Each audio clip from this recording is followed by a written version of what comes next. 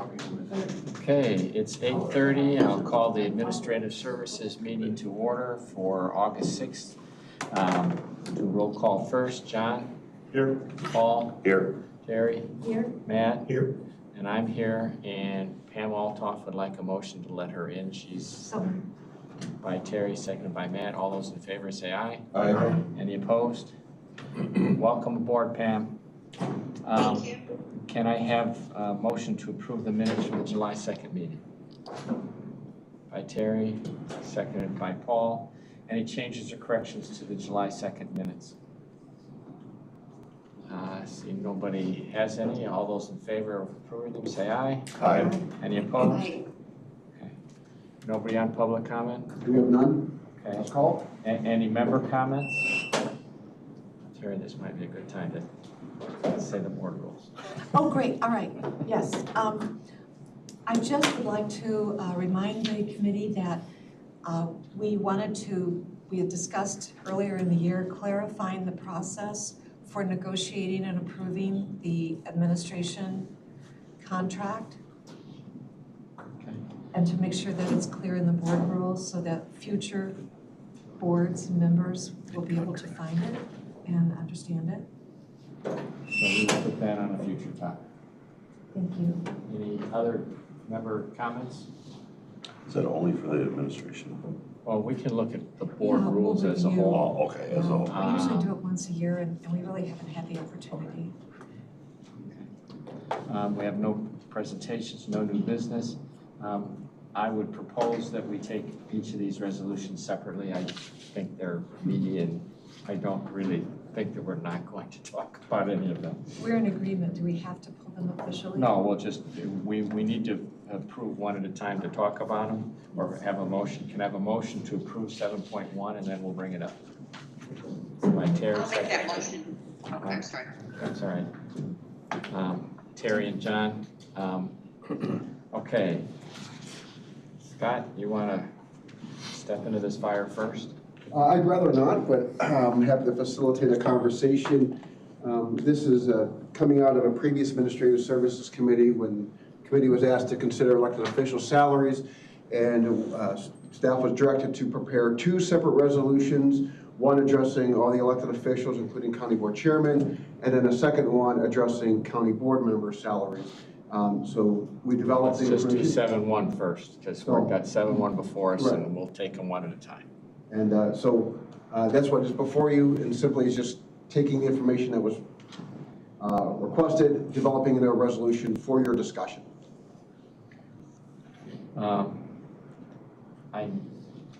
But if I can add a little more color to that if I could. Please. We have three elected official salaries that are going to be coming up very soon. The clerk recorder, your treasurer, and then your sheriff. And their election is going to be coming soon, and you have to set their salaries. If you're going to make any changes, no less than 180 days prior to the election. So you have plenty of time to do this, but the request was made, and so they're being brought forward. But you see the resolution addresses all the elected officials, and what it intends to do is align the subsequent constitutional officers with the same salary as the recorder, clerk recorder, and treasurer. And the language basically says it takes their salary at that time, and then each salary includes, it's an index to the CPI or CPI or 3%, inflator every year. So the intent is, even though they're going to be staggered election cycles, eventually all the constitutional officers, with the exception of the sheriff, will be aligned. And the sheriff's got a different issue because the sheriff is, the state statute recommends 80% of the state's attorney's salary, and the state statute sets the state's attorney's salary. That's correct. So right now, Another level there.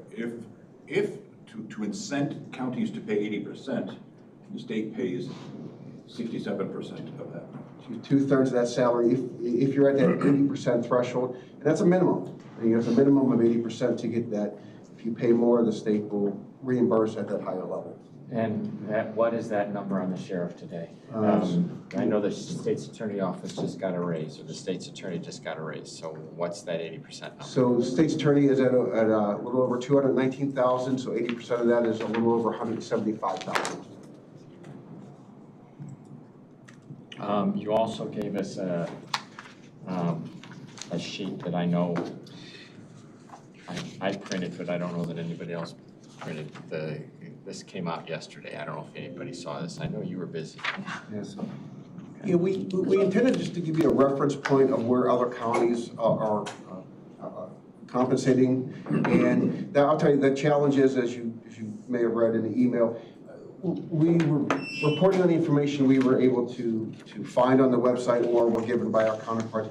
But unfortunately, we know that in some cases to be inaccurate, because you can see the state's attorney's salary is not listed at the $219,000 level, which all those reporting counties should be. And then subsequently, the sheriff is not listed at the $175,000 level, which, you know, if they're paying at 80% is where they should be. But It's only been 5 weeks since those changes made, and you can see that some of these counties haven't quite responded yet. Right, but there's a variance in numbers which show that they may be a year or two outdated. We endeavored to get you the best information we could. We're still working on that, but the intent was to put something in your hands today so you can at least have a reference point or a basis as you consider this question. Right. And then for recorder and treasurer, you're proposing, or not necessarily you, but it was proposed to move it from current amounts, which are 100 and what, to 154? Right, about 114 indexed to 154. And that was a number that was provided at the previous discussion. To be clear, provided by the clerk recorder. And then the others that can't be changed right now, That's correct. right? So the other constitutional officers, their change will kick in basically in 2 years. That's right.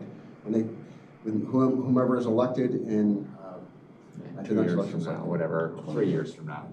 The fiscal year 2028. Where's the board stand? Excuse me, fiscal year 2029. Go ahead, Matt. So the conundrum to me is, I personally feel, and I think a lot of people do, we have the very best people in these positions right now for the county.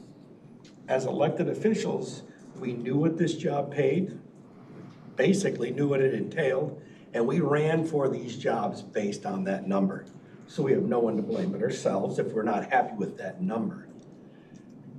However, just like in any commercial business, we need more growth. We need more industry. The county needs more money put into the coffers before we can continue to raise how much we take. Because otherwise, we're going back and taking another bite out of the same apple, over squeezing the orange. All of those things still are happening to us. I don't rail up here because I dislike any of the ideas for the county. I really like what people are proposing, but I have to look at, is this a significant return on our constituents' investment in taxes? That's the only thing I look at. This is absolutely purely not personal. I do really believe the people doing the work here have done a fantastic job. If you watch the county and you watch how our levy has come down over the years, you realize that's happening. But if you also look at our population line and you look at our business growth, people contributing towards those dollars, that is not coming up significantly with the dollars that we have to spend. And unfortunately, there are a lot of important things. IT, I feel like, is hugely important. The way we're being attacked now, everybody used to say we need a good sheriff in town. Well, now our protection on the other side has gotten very expensive. So some of these costs we are inherently going to get with or without that growth. So it means as a board, we have to take a super hard look at these items that don't actually participate in that ROI, that return to people. It does. The sheriff making more money. Joe Tirio's brought more in. Donna Kurtz, she's probably the smartest woman I ever met, and she's got a ton of common sense. She gives back towards everybody here. Mike Rain has literally put us in the next millennial with our coroner's department. I mean, it's just fantastic what he's done with that program. But we have to realize that those dollars coming in cannot be squeezed past a certain point. They can. You look at other states and other counties, they can. But at some point, we squeeze that sand so hard it's slipping through our fingers, people are going to leave us. This is the best county in the state of Illinois. It is the best. And we are now having to look at it and saying, boy, during this period, when people have just gone through a pandemic, when we have just suffered through a Green Deal that has not added money to us, has not made our utilities cheaper, it's made all of that higher. Every time we put these solar panels in, it makes the utilities higher for our people. And now we're waiting on another administration's new deal to start actually building the economy in the world again. But that whole time frame, our citizens, our taxpayers, our working base have been held in suspension at that point. Their earnings have not come up precipitously. Their taxes have come up a little bit. We've done a good job keeping the taxes low. But again, the squeeze is still on them. The squeeze is not on us. We're all doing the same job. We're having to do it smarter, harder, faster, but everybody is. I think we have to look, at least at this point in time, where can we go back and say, hey, this is a justifiable squeeze of that orange again, yet again. To my mind, we have to minimally hold this whole tax base, this whole thing flat. It has to stay flat. We have to do more with what we already have, or we have to let some things go that we don't believe county constituents are getting a good bang for their buck on.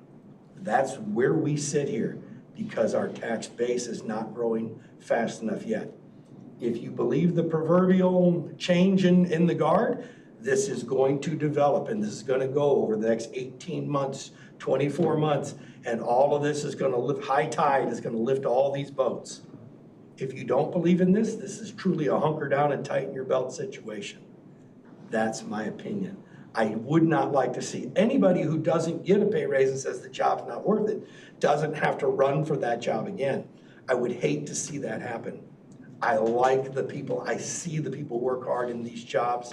I do not disagree that they deserve more money. I do not disagree with that. But personally, the apple's down to the core. If you like the apple analogy, there is not one more bite left on this apple. And if you take it, you're gonna do substantial damage to the county overall. John? I've got some specific questions about the resolution. The IMRF, dollar for dollar match. Two questions. One, by allowing the officials to move out of the deferred compensation plan the county has and out of IMRF, does that have any negative consequences to us as a county from a financial standpoint? So that practice was put in place several years ago, where the elected officials have the option to forego IMRF. They would be eligible for it, and then get a match of the 457K. So up to, I believe it's $8,000. Right. So that would be the effect. The logic is that to be vested under IMRF, in tier 2, you would need 10 years. So in essence, you would need 3 successful elections. Okay. And so sometimes that may not be attainable. So this gives the elected officials the option then to maybe go a different direction that would be more realistic. So there's an impact to the county either way, whether you're paying IMRF, which is depending on that rate, and Carrie could provide that because it's going to be changing soon, say 6 to 7% of their salary of the county's contribution, and that fluctuates every year. Or you have this dollar for dollar match, which is obviously up to $8,000. Okay, all right. Then the second question is, under the sheriff, you had said that if we pay 80% of the state's attorney's rate, the state will reimburse us 66%. 2/3, correct. Of the 80%. No, 2/3 of the salary. Of the salary. Of the entire salary. So because this resolution calls for paying the sheriff the same that we're paying the state's attorney. So this is still being developed. The sheriff had preliminary conversations about that pay increase. when this resolution was developed, it's still unclear as to what that sheriff rate would be. So, and I appreciate you bringing this up, and I apologize for not making this comment when I presented the resolution. It is in there just as a placeholder to say that the sheriff will be paid in parity with the state's attorney, so at that $219,000 level. Now, what's important to note in this resolution, as you may have seen, that by law, we have to include any stipends that are received by elected officials. So most elected officials receive a $6,500 stipend from various funds through the state. The state pays at $6,500. The sheriff, though, in addition, gets another $4,000 stipend from the county for to be the safety officer for the county.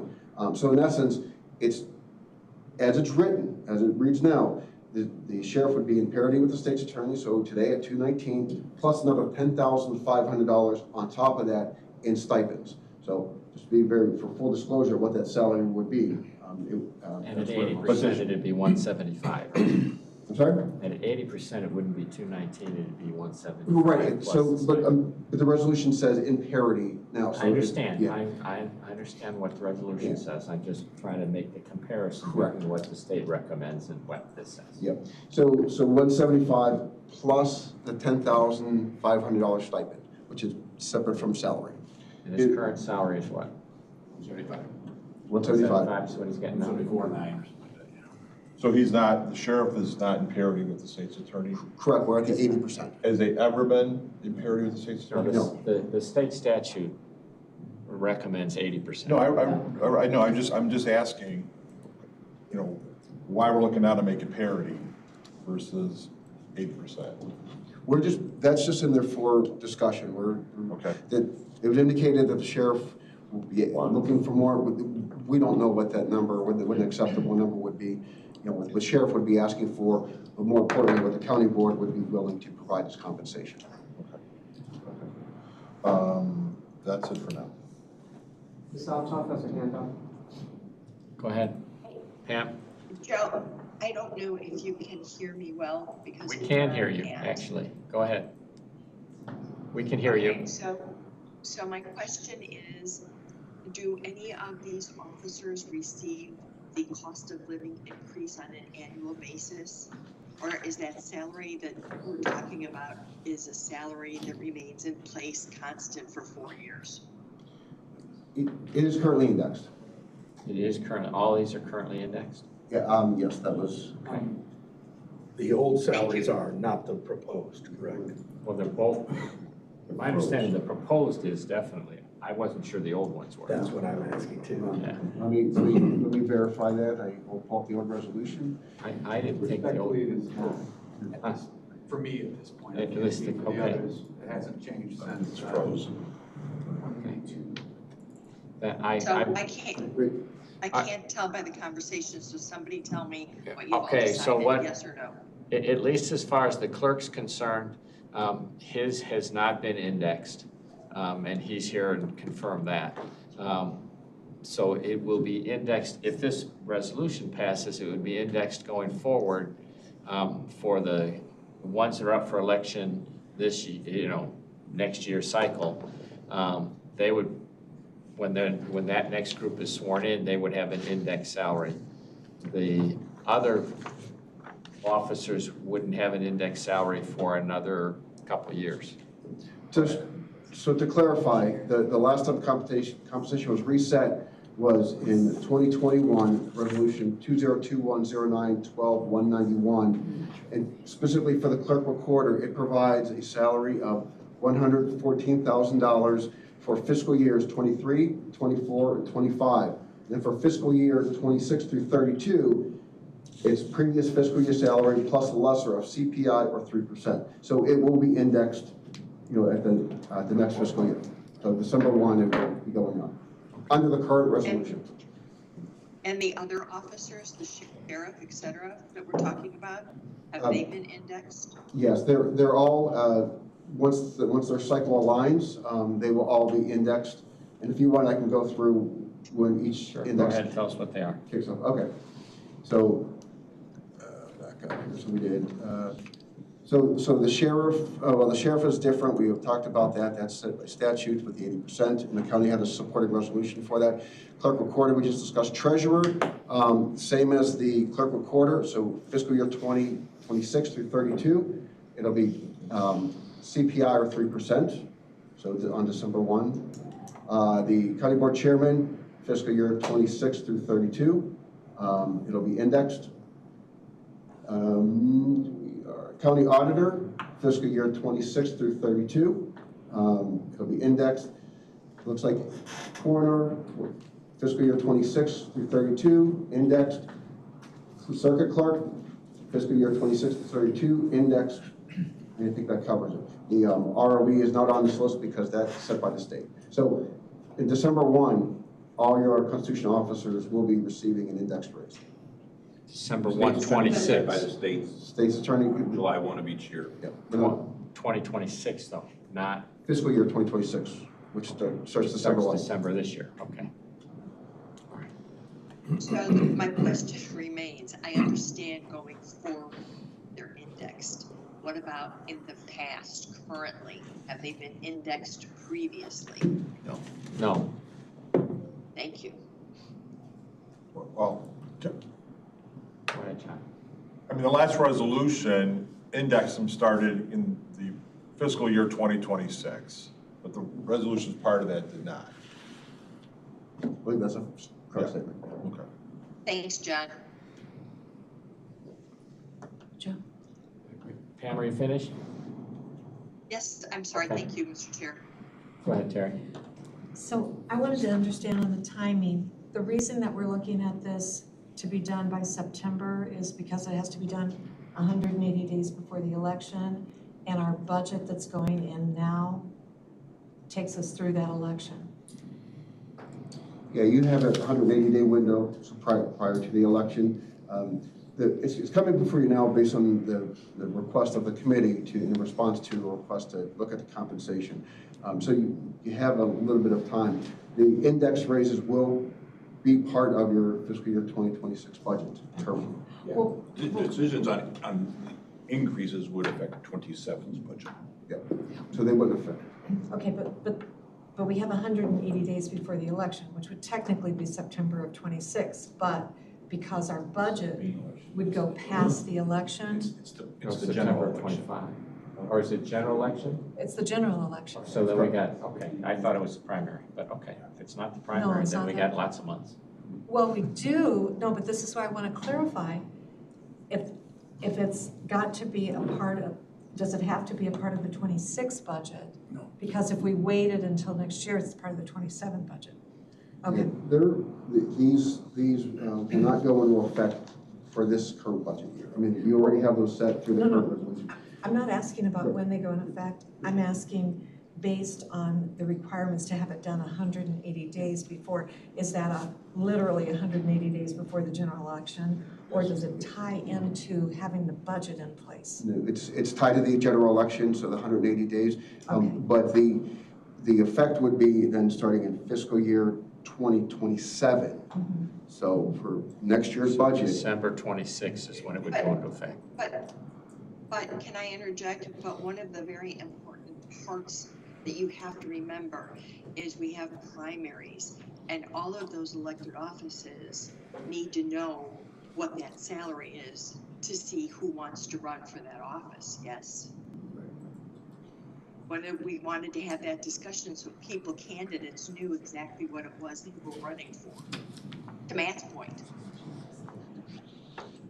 Yeah, to Scott's point, we have plenty of time legally, but, 180 days is May of next year. But we really think it's a good idea to do this sooner as people are passing petitions and deciding to make whether or not they're going to run in the spring. Exactly. One other comment, just looking at the data that you've pulled up, consistently, the only two counties that pay more are blue counties, which also are known to have the highest property taxes in the Chicago metro area, and I believe the state, and also are on the top in the country. And that is an important factor. We're not trying to get parity with those counties. So just something to think about. We're not trying to be the highest taxing county in the state and the country, so that we can be in line with Lake and DePage.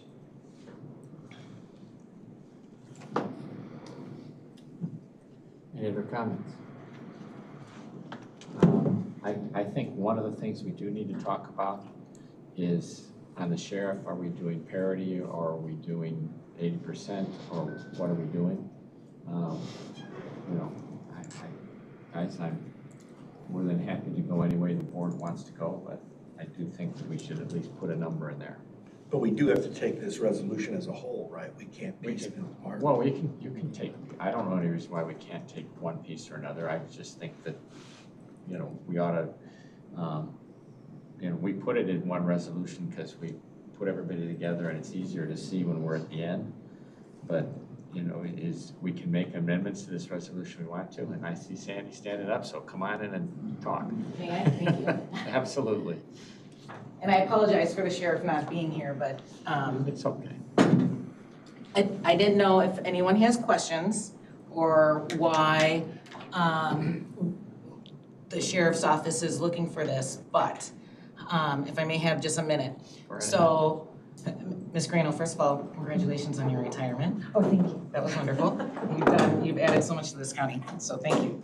But what you said is absolutely true. So when the sheriff's office is looking at the sheriff's pay, we're not just looking at other counties. So we're looking at, as I mentioned before, to this committee, who's gonna follow the sheriff? I agree, Mr. Kunkel, the sheriff is great, and he's doing great things. And we certainly don't wanna go backwards. So when you look at who would possibly run for sheriff in the future, really, outside of our internal chiefs, would be the chiefs around the county, right? Those who've already been in significant leadership roles, understand budget, understand all of that. So we look more internally for some of those numbers. We have Crystal Lake chief making $208,000. We have Woodstock making $185,000, and I can send all this to you.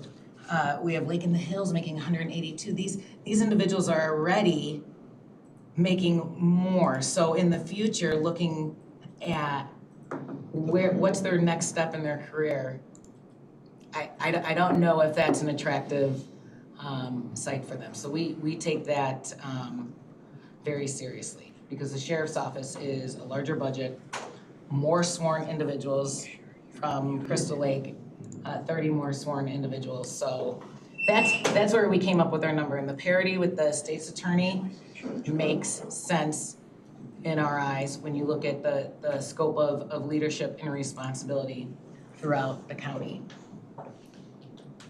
And thank you for letting me share that. Happy to. In fact, if there's any, I know, Joe, you're back there. If there's anybody else, Donna, if you want to talk about your offices, I'd be glad to hear from them. This is the time to do it. If you're good? Just so we can hear you on the microphone. All right. So I appreciate everyone's comments, and similarly, I don't want to be the highest taxed county in the state or the country. But I would go back to the original, just to simplify my earlier presentation. The growth in our salaries is on par and would put us sort of in the middle of the rank of our peer department heads. Their salary has grown at about 28% from 2018 to current day. What we're asking for, what I'm asking for, is to be caught up. In 21, we were in the middle of COVID. Adjusting our pay, frankly, was not even in the top 10 on the list. But what we're wanting to do is get back on equal footing. The dollar buys 27% less than it did back in 2018, and so to I forget whose point it was. The rest of the world has seen growth in pay where we have not. And so we're not asking to be materially richer than we were in '21. We're asking to be put back on the same standing that we were back in '21. Yeah, you know, I think I can summarize County Clerk Terio's comments by saying this is a catch-up provision. This is a catch-up provision. And what it addresses is the impact of inflation, which we know has been very significant. And we see our peers, our professional peers in the county making a significant amount of money more than our roles, which are in the same capacity as a professional. And so this catch-up provision would address that disparity. And in my mind, it makes sense. And I might also add, I think it was Member Kunkel who mentioned return on investment. In my time here, I've saved nearly $10 million. I've taken on another office entirely, and that office goes away. That's like an annuity. We've shrunk headcount by about a third while adding services and reducing fees. I think the county has been served well, and would like to continue to do that if I can continue to afford to live in the county at a pay that's commensurate with what we were doing in 2021. I would like to add that you don't achieve the results of Clerk Terrio, Recorder Clerk Terrio. You don't achieve those results without the professional background and the extensive experience, the corporate experience that he has brought to the table. And correspondingly, I would say the same for myself. And that experience is something that we want to continue to attract. We want the best quality people leading these efforts. The efforts don't happen by accident. Some of us have seen less qualified people come in, and we see what happens. But when we have qualified, experienced people who recognize their value, what we have are different results. And the recognition of the disparity, it actually takes courage. And I commend you for that. And at the same time, it is something that should not be ignored. It just shouldn't be ignored. You do it at the peril of the value that can be brought forth in these various offices.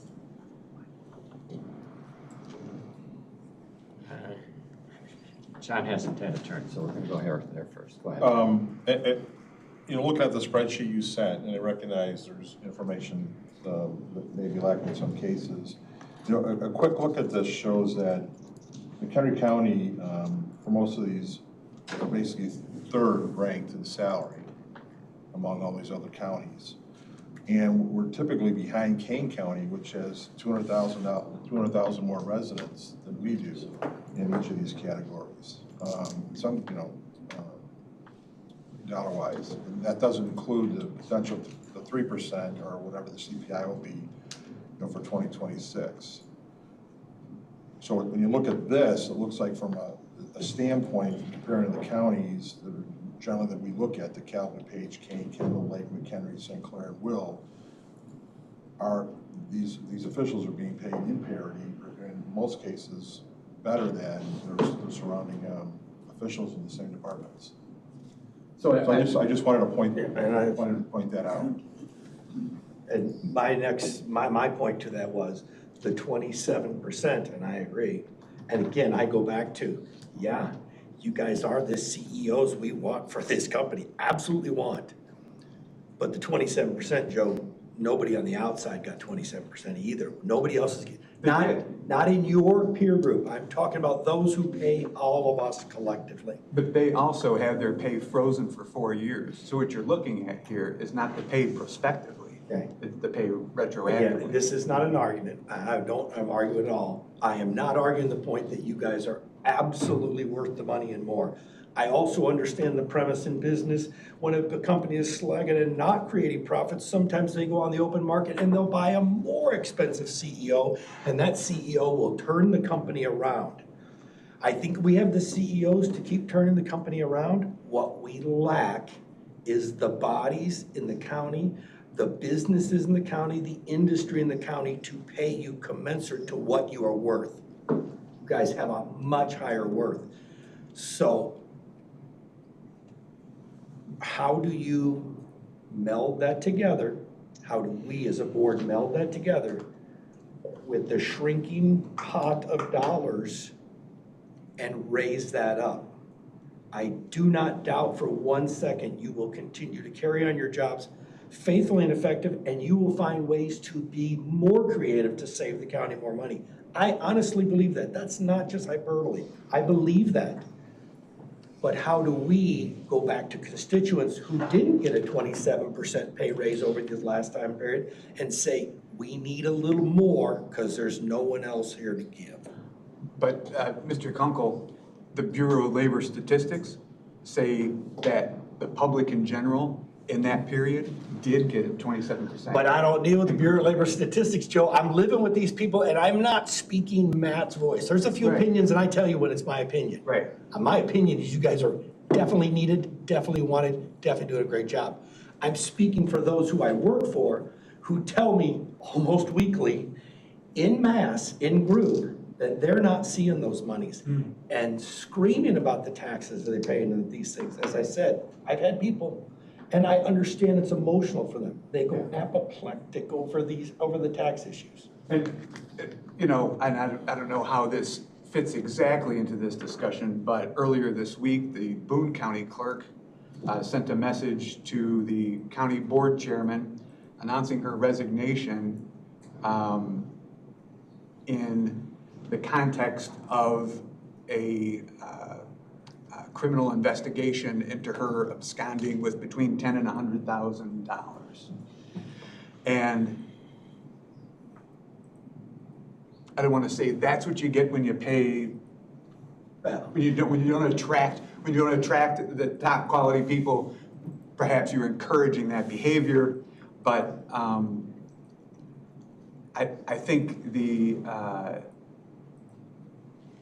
I don't know how do I say this. We were very good to give, the board was, and it's not like we're gifting it, we're not gifting it.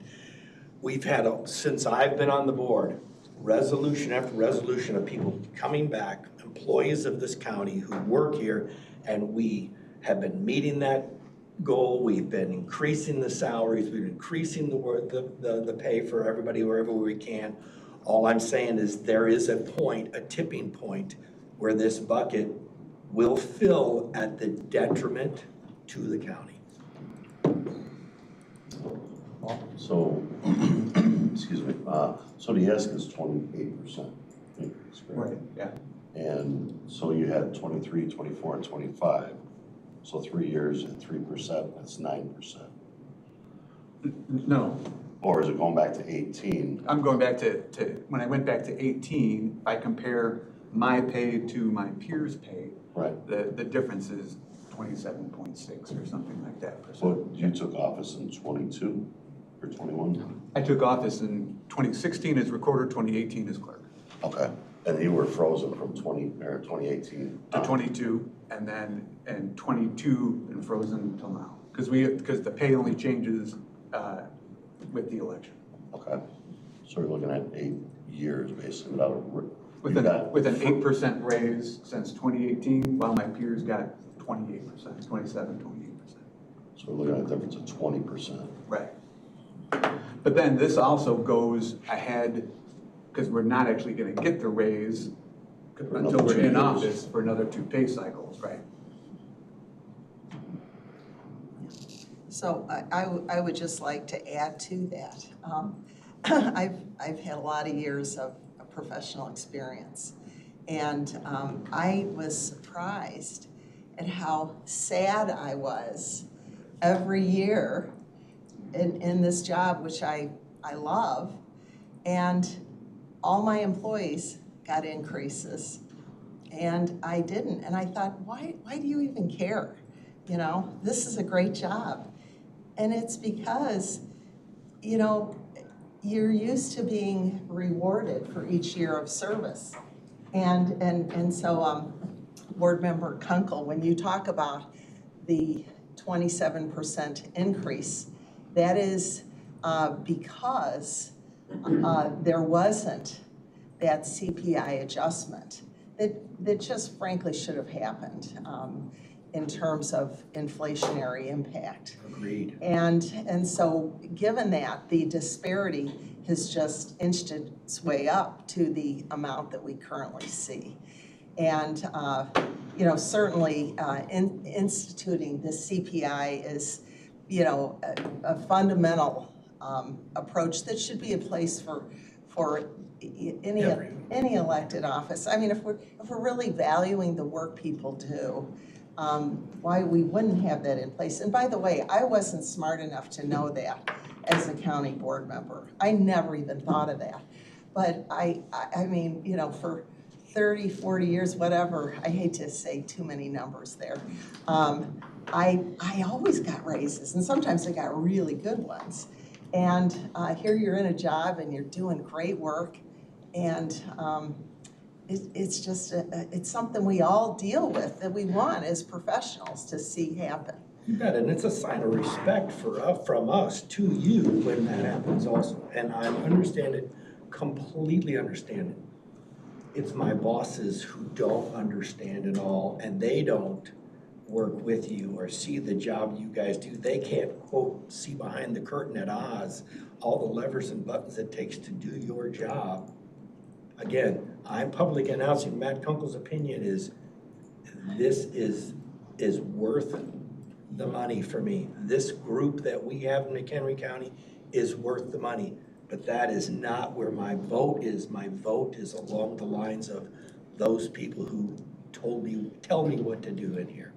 And so, Board Member Kunkel, let me challenge you and others that have a similar attitude. Let me challenge you with this. You know it's the right thing to do. You have said as much. And I suspect you know it's the right thing to do, not just for us sitting here, but for the future of the county.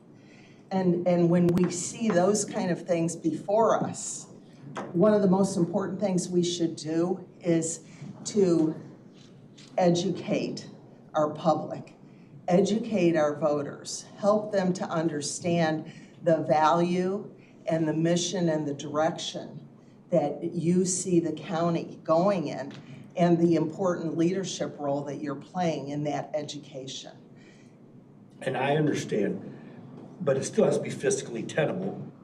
And I understand the lesson that I've been giving them is the fact that we froze you guys out of CPI. And I said, now this bird comes home to roost. That is because of what we did before. That is how I explain it. It sings hollow to those, though, who aren't getting raises in their current jobs, who are seeing the raises in their taxes. I'm just telling you, that's where the disconnect is. Again, I am for it. I am for some manner of that. I don't know how in the world I could reach 28%. I definitely see the CPI should have been from day one and moving forward. It absolutely should have been. And then since we're all lumping them all together, we have 7.2 that rolls right into this. And I know we're talking about picking it all apart. In 7.2, we're going to go cut county board. I would cut county board even further and would cut that down to 9 people because You can only go to 12. down to 12. Because at that point, what you're asking and the way we've written this up is you have to have people who are independently wealthy, self-employed, or over 65, because we're going to cut all any kind of benefit or any kind of activity for them. So you dramatically reduce our pool that we can pull from. Same thing with your positions. When we don't keep the money up, we dramatically reduce that pool that we can pull from. I understand. but it has to be tenable with the dollars we have in the county or will have in 2027. Let me add one thing, and then I'm going to go back around again. We're not. You mentioned the issue with, or Joe mentioned a minute ago about the issue with the other county having problems. Go back another 30 years to Greylord. That's exactly what was going on in the court system in Chicago. They were paying judges $35,000 a year. They were required to live in Chicago. It was completely out of line, and as a result, you had a whole series of judges that got indicted. I'm not suggesting we have any of that here, but it is one of the reasons why you make certain that people have a living salary. And I'm not saying either of these are not living salaries, these are good salaries, but you know, I don't want to find ourselves in a position someday that we have, you know, a sheriff or a clerk or somebody else who's, you know, subject to, you know, playing with the till because they just need cash.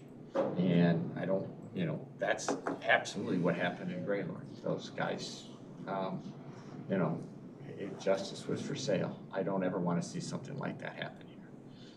That's the reason, from my perspective, I'm willing to go forward with this. And you can tell the sheriff for me that this is bigger than I would have normally gone. I would have stayed at the 70 or the 80% rule. But I also understand that if there's anybody in the county that faces that shortfall, I just, you know, he's got more temptations than anybody, and I'm not suggesting in any way, shape, or form that he's succumbed to those temptations, but we could have somebody who does, and I don't want to be in that position. Now, John, go ahead. So a couple things after hearing the conversations back and forth. One, I don't like the comparison between elected officials and employees, or what may have happened when you're in the private employment section. Those are two completely different things. Employees get reviewed on a regular basis. There's somebody being fired if they do something correct or wrong, make a bad decision, et cetera, et cetera. As elected officials, we don't have that. We answer to the public, and they decide every 2 years or 4 years, whatever it may be, who they want to elect in that position. And people, I'm assuming, decide to run not necessarily based on the salary, but based on the job and something they think they can do, and they can benefit the population, the county, wherever the state, or the nation as a whole. And that's why I think people run. So setting that aside, the second thing is that whatever happened 8 years ago or 10 years ago, that's in the past. People ran knowing what those things were. And they ran 2 years ago or 3 years ago knowing what those numbers were. When I look at fiscal 2025 on this spreadsheet that was put together, our elected officials are at parity or better than the people in the surrounding counties. I mean, the numbers are the numbers. I mean, they are what they are. I mean, you know, the county clerk, McHenry, right now is at 114, getting a 3% increase at the next cycle here. Lake is at 114, 130. I'm sorry, 134. Kane's at 107, Kendall's at 113. I mean, you can see the numbers for these things. So we're at parity with our surrounding areas. We're not at parity. The question is what's going to happen going forward. And when you look at the stuff that we know, going forward, we remain at parity. The big question mark is DuPage County, but DuPage County is 1 million people versus 300,000 people. So big difference between what they may get paid versus others. Joe, I do agree with you on the sheriff completely. I think that makes sense for the position and what it does, and you got the courts, the jail, and everything else they have to manage. Which the chief of police in Crystal Lake, I mean, his jail is 5 He doesn't beds. have a jail, he has a holding cell, they come to our jail. Yeah, right, so, there's no comparison between the two, so I understand the logic behind that. I just, and I'm not sure I land on this whole thing, quite frankly. I'm just pointing out that when I look at these numbers, there is parity that exists already, and there's steps that were taken in the last resolution to do the 3% CPI, or whatever the CPI is, to try and get off this, trying to play catch up all the time. Pam's got her hand up too, but go ahead, Terry, and then I'll get to Pam. Okay, thank you. So one of the things that we have to remember is that Illinois has a 2.07% in property tax average versus 0.86 across the country. And the states where we are comparable in property taxes, they compensate by having no income tax and no sales tax. So that's 4.85% flat income tax in Illinois plus an average of 8.85% sales tax. We've shifted a lot of these taxes now to sales tax. So what happens is we have a loss of the middle class, where you can only afford to live here if you're very rich or on welfare. So this accounts, I think, a lot for our population. And from 1970, our property tax rate has grown 60% faster than median income in Illinois. This is a problem that we have, and so we've got to look at this situation. Why are our property taxes so hard? We have more taxing bodies than any other state in the nation. Why? And I know we're only one. Do we dissolve the county board? No, probably not, but maybe one of the other 11 taxing bodies and 9 pensions. We have unfunded pensions. We have the school funding issue not coming from state or federal. We've got our growth, our tax growth, our spending outpacing the income of the families. So basically, our median income, again, property taxes have outpaced median income by 60% since 1970. We have a really serious problem. Are we gonna fight this? Are we gonna clean up our own house? You guys, where does it start? Where does it start? We're one of 12 taxing bodies. We know the biggest issues are the health department and the public school systems. But still, even if we're like, you've got all the starfish on the beach, I can do this one. And so we have to look at this. And so this is something that really has to be discussed. So great, we want to do this, fine. Where's the money coming from? Because our levy needs to drop. We have to watch after the taxpayers of McHenry County. If you listed out the services that they're receiving, and an unincorporated area, to be fair, you were talking about the police chiefs. I love the sheriff, I love my public safety, I'm all for that. But the unincorporated population that we're serving is 38,006, approximately, compared to the other populations in these municipalities. And if those people want to live there, I don't think that the people in those communities are looking at what they're paying their administration. We do back up all of those areas. So, Okay. I mean, that's really important to know is It is. the sheriff is called in on a lot, and a lot of the other services that we provide after they're done doing their job come to the sheriff's Safety office. is highly critical because it's also, as we can see in Chicago, the first thing to go out the door. Yes. You know. But this is a very serious problem. I can't hold this office and not stand against this and try to get some sanity in the conversation. So just help us come with the validity of the, where you stand on the salaries, and then show us what you can do over the next how many years to cut the cost. And maybe it's more than that. Maybe there's something bigger that we can do. Maybe we can have some influence in other areas. I mean, getting people active in some of these other taxing bodies as to why do I have 12? You know, I'm just an average property tax. Pam? Thank you. And Chip, it couldn't be more perfect, so thank you, Ms. Greeno. And don't forget, please, that we have, the county board has, I don't want to ignore what past practice has done, but the county boards prior to us have kept the levy low or flat. So let's not, forget that we've been working at this, chipping away at this as our county board for over 12 years. don't lose sight of that. We've been doing it.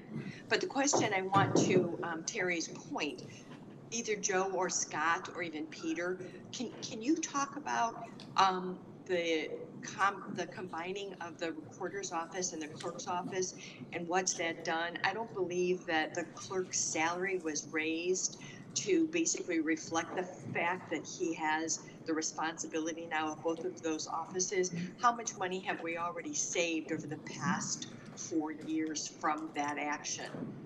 Just historically, if you could provide that for the committee, I would appreciate it. Sure. So thanks, Pam.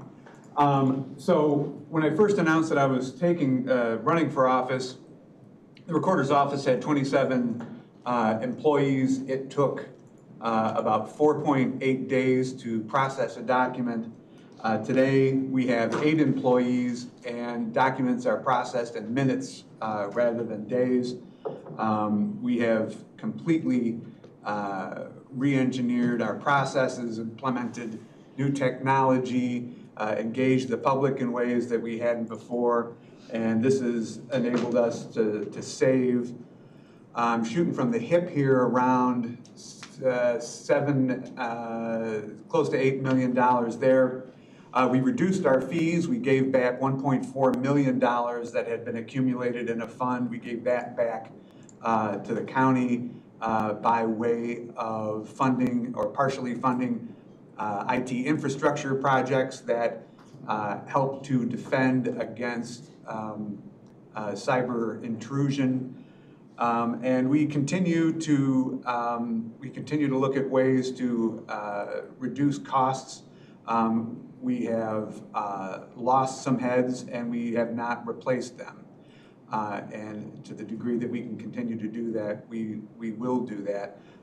And we also reduced fees. So we cut the fees that we charged our constituents. So a bulk of the nearly $10 million that I've saved really comes from the savings that we've done in the recorder's office.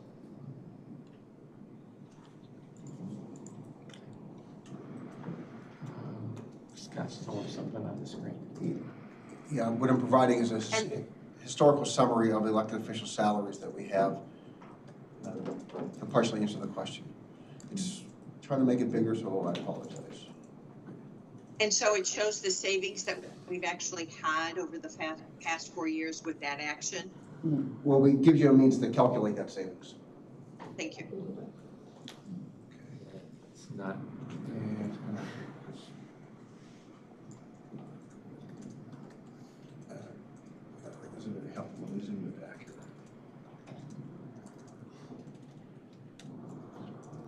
So what's not listed on the sheet because we developed it, the offices were then combined, but you can see county clerk, the salary starting in 2010, 2011, you see it was fixed. Or sorry, 109,000, 110,000. The offices were combined in, Joe, fact check me, they were combined in 2018, is that correct? Right, yeah. So in essence, so the recorder would have had I think that salary at the time, I think it was at 104. Right. So basically, so you can calculate from 2019, 2020, 2021, it'd be 104 times 3. And then 2022, when we aligned everything, so there'll be 114. So in essence, over $100,000 per year since 2018. Yeah, easily plus. And that does not, benefits. wait, I'm sorry, and that doesn't include FICA and it doesn't include IMRF? Just salary, correct. I Thank also you. am not taking the IMRF pension, so I don't participate in the pension. The county doesn't pay any part of that. Okay, Shannon, go ahead. So sheriff's situation is a little different than the other elected officials in the resolution. So, but I did want to answer some of the questions, especially the return on investment from the sheriff's office. I know that just in the last 2 years, the sitting board members were able to see not only how the current sitting sheriff has worked with other counties and communities who were having shortfalls for whatever those reasons were, and brought in services that brought the county revenue, but also stepping up. Look at Hebron. When they had an issue with their chief of police, it wasn't look the other way. The sheriff's responsibility is everywhere in the county. If all of our part-time and small municipalities said, we can't afford this anymore, that's on the sheriff. So there's the fallback there, and the sheriff's responsibility is huge. But return on investment, not just the Lake County inmates that we're housing. The Kane County, we're now working with DCFS to bring in those additional inmates that we're being paid for. We're not adding any staff for that. DCFS, that return on investment, our PSW return on investments, that's not financial. That goes right back into the communities that you all are living in. And that doesn't even include all of the different task force, the gang task force and narc task force, that there's not a financial return on investment, but there definitely is the collaboration within the communities that you all live in. So we know we're gonna bring in more. We know that we're just moving forward, and this is a really exciting time. And the sheriff, we just did our budget front of law and government. We're definitely showing that. So we feel that, especially since the state is going to pay 60% of the increase that's proposed, that's a nominal amount. It's what, $24,000 the county will be responsible for to bring the sheriff in parity with the state's term. Thank you.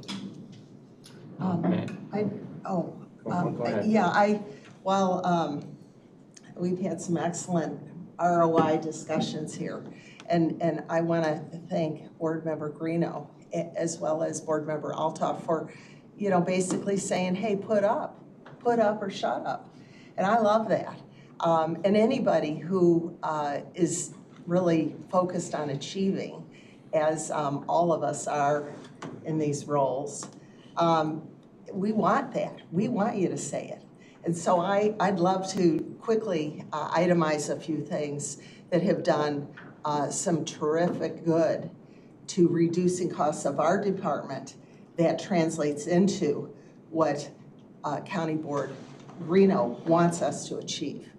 First off, my first budget eliminated a head count. That's about 8% of my overall workforce, 8%. Now we have a group of one less person, approximately an $80,000 savings, not just for that year, but every year going forward. Secondly, we have increased tremendously by the implementation of technology that I directed for scheduling. We increased our passport revenue, which had been seriously declining. And we've increased that by, I'm going to say 20 to 30%. That is critical because that offsets 2 headcount in our department. 2 people headcount is offset by those revenues that were not being effectively generated. Next, as many of you know, I doubled the amount of investments that we had in the county. And I did that by treating investments like a professional investment advisory firm. We meet with our clients, we show them the results, we establish going forward requirements, and then we go out and make them more money. That effort has achieved, I believe, estimating between $10 and $12 million by the end of my term. We wouldn't have that without that expertise. But the mission isn't stopping there with investments. No, the investments will grow in terms of the infrastructure that we're going to build, and I'm in the process of building it, an investment infrastructure where we can address investment requirements at even smaller levels of capital. but I'm really proud of what we've achieved, but we have to make this a turnkey situation. And that doesn't happen without having the expertise that is being brought to the table here. The final element is we continue to maintain a strong relationship with our bank. We're bringing in new capabilities for people to pay, whether they're citizens that have accounts with them or they're just taxpayers that want to pay. And we continue to have very high interest rates with that bank. And again, we brought in millions each year, and we'll be itemizing that in our budget conversations coming forth. So you see the amount of money that we're bringing in with these interest rates for our various McHenry County accounts. So when I look at my office, I say, let's bring it on, let's make some money. Let's make some money for this county, let's reduce costs where we can, and then we do it. And it's not a campaign slogan, it's what's inside of me. It's inside of your best professionals that are elected people that can achieve that. And that's why we're here. We believe in the value we provide, and we think that it makes sense. And you can put sense with the S or the C. I'm okay either way. So, thanks you guys. Pam's back on again, if you don't mind. Go ahead, Pam. Pam, you got your hands up. She's muted. Oh. Okay. I'm sorry, I'm there. And then I was gonna ask Donna for you to highlight the investments because Senior Services has been a recipient of that, and it has given us the first time ever an opportunity to have kind of an emergency fund. So thank you very much. And I know you're gonna address it during budgets, but I was gonna ask, can you, without giving yourself more work, can you give us in writing some type of scenario of what you've done since being in office, the investments and how they've grown over the year and what you've done? Yeah, yes, I would Without, be, yes, I would be without putting happy it to. I will say with Senior Services, that's an excellent example of a smaller portfolio. Yes. And the ability to effectively manage that happens when you have this infrastructure. So now you can look at mental health board, which by the way is on my list of people to reach out to. And when we reach out to these organizations, these smaller organizations, we can bring them professional quality investment returns and still be able to manage it effectively in their own investment portfolio. That's something that other counties don't do. They just put it in a big pile. And guess what? The accountability isn't there, and the ability to manage that money according to what, in the case of Senior Services, for example, they have specific requirements that are different from transportation, that are different from general fund. And so we can optimize not just the returns, but the liquidity. You gotta give them the money back when they need it. And that's another element. If you don't have the talent, the skill, the knowledge, the experience, oh boy. So, thank you for that opportunity. Yeah. And I'm not done, I apologize. And I don't want to put you on the spot, so I'm not going to ask any of you to answer this question at this particular point. But you've heard from several members of the committee about the concern of increasing salaries to get parity and to get up to speed.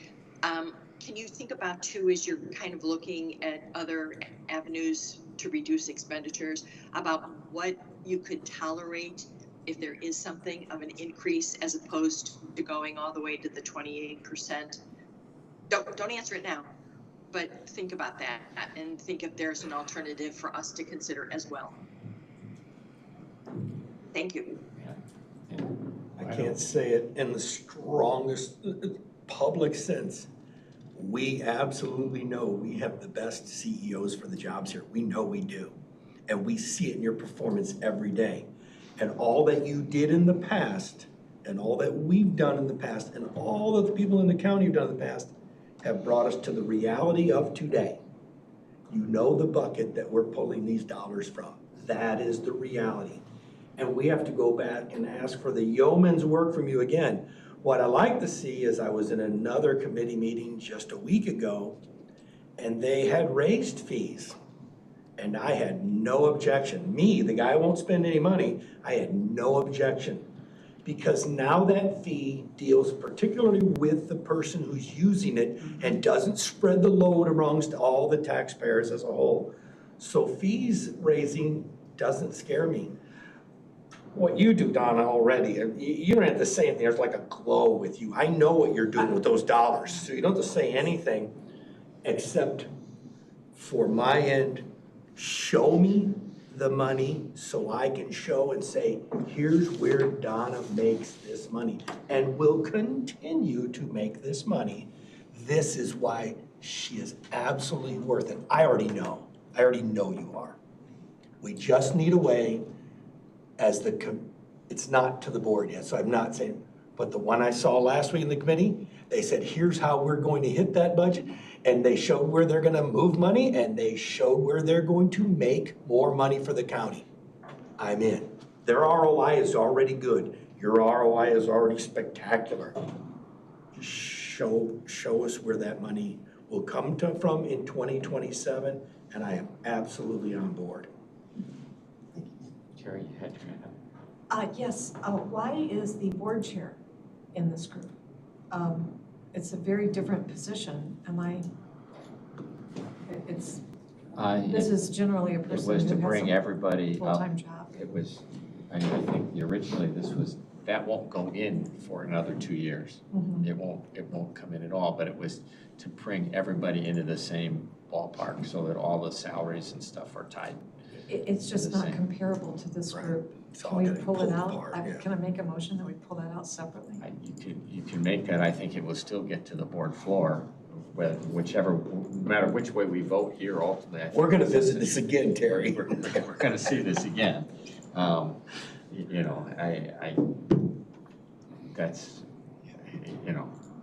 I don't think this is the end of the debate when we finish today. Are we still on 7-1? We're still on 7-1, so we probably ought to get to a vote. Does somebody have something new they want to say that they haven't said? If not, then I'm gonna call for a vote. I don't see any way we avoid a roll call, so Matt, go ahead. As written, I am a no for this resolution. Okay, Terry? I want to see the documented numbers, so at this time I'm a no. Okay, John? No. Paul? I'm a yes. Pam? Yes. And I'm a yes, so we're at a 3-3 tie. It goes to the county board with the 3-3 and it'll go on the other part. Just get the information in, guys, before. Thank you, Matt. Okay. Thank you, guys, just for listening. I No really problem. appreciate it. And We great get to to do the same thing again for the county board members. Great. I want you to point out on the county board resolution, there is no number. Okay, and I have some numbers that I want to give you if I can find what I did with them.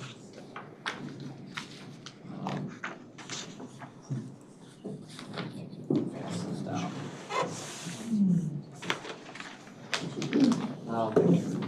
So here's the problem with the county board,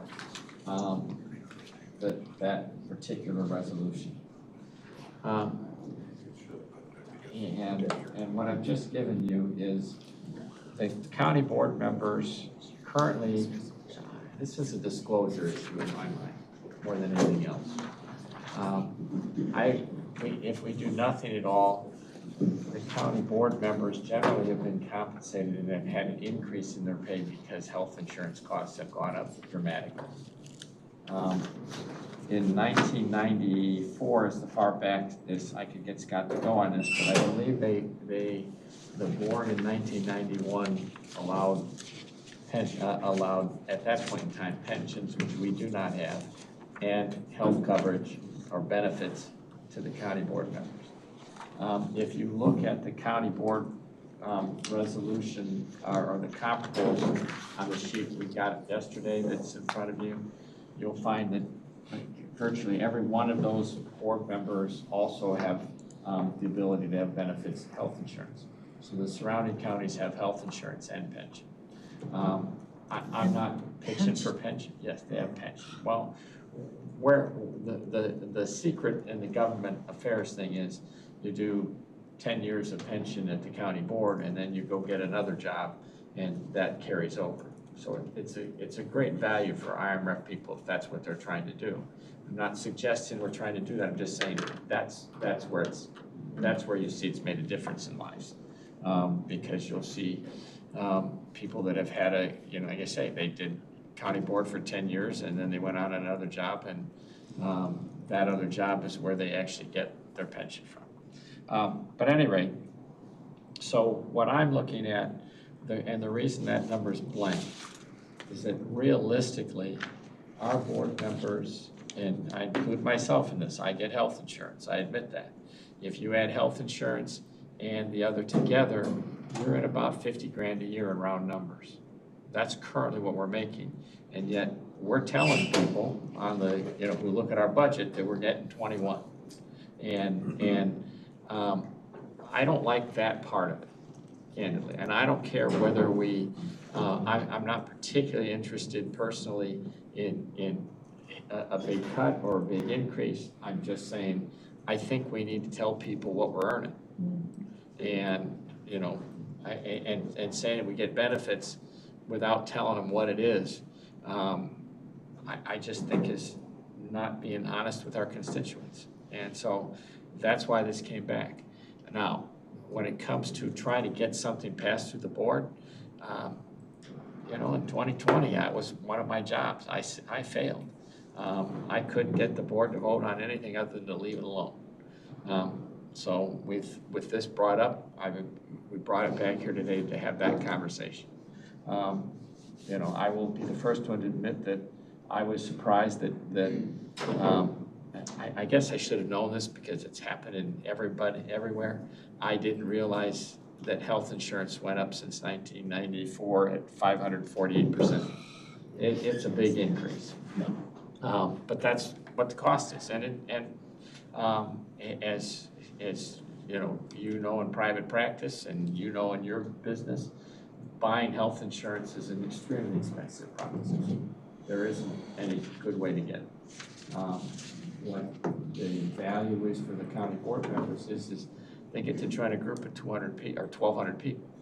I don't have that kind of company in my back pocket. So that's where I'm at. Whoever wants to go first, you got your hand up, Matt, go ahead. Compensation and what you're talking about is fine, and I know people can go online and look and see how that goes. I do think some form of transparency of saying that every county board member has the ability to take up to $50,000. I'm all good with all that. What I'm not really good with is cutting certain attributes of this that would allow other, got really careful how you say this nowadays, so that we don't end up with a bunch of old fossils like me, people who don't need the health insurance, people who are already retired, or people who are very successful in their own personal business that can do this. It's tough to come in. I'm still at the helm of mine. It's tough to come in those mornings to do, especially when we don't have a designated time. I tell my employees when they roll out in the morning, I said, I'll see you between 9 and noon, so that's tough. But a guy like Eric, who's still working a job, still raising a family, so we cut ourselves out of this huge pool of people who live in McHenry County, and we get to be a little elitist on the board if we start to say, you can't have this, you can't. We still have to have enough provisions in this, enough provisions that the common person who wants to make a difference can run for these positions and fulfill them. I realize that means doing a lot of ebb and flow. I'm not trying to change the whole course, but I am not trying to, and I'm good at, like Pam said, if we're gonna cut, we cut at home. But if we cut, I think we have to cut bodies, not cut this, because already it's down to a point where we're starting to really narrow the job pool here. So we have to be cognizant of that. And I have no problem telling everyone has the ability. I know other board members aren't even taking the salary here. So I have no problem saying you can make up to or get up to 50,000 or whatever in benefits. I'm all good with that. But someone else who's gonna run for this job, even as a part-time, but has to become a fireman, a chief, a baker, candlestick maker, needs to know how they're gonna fit that into their life financially. John? I thought the yearly report that's required by the state includes fringe benefits. The IMRF report, yeah, I believe it's comprehensive. Yeah. Not IMRF. We're not in IMRF. No, but I thought it included salary and medical and everything on that. If you go to the county blog, it's there every year. Yeah, the one we post on the website, Yeah. the IMRF report, that includes all benefits from the county. Right. Yeah, so it's out, I mean, It's out there. if somebody looks for it, it's there, Right. your salary plus.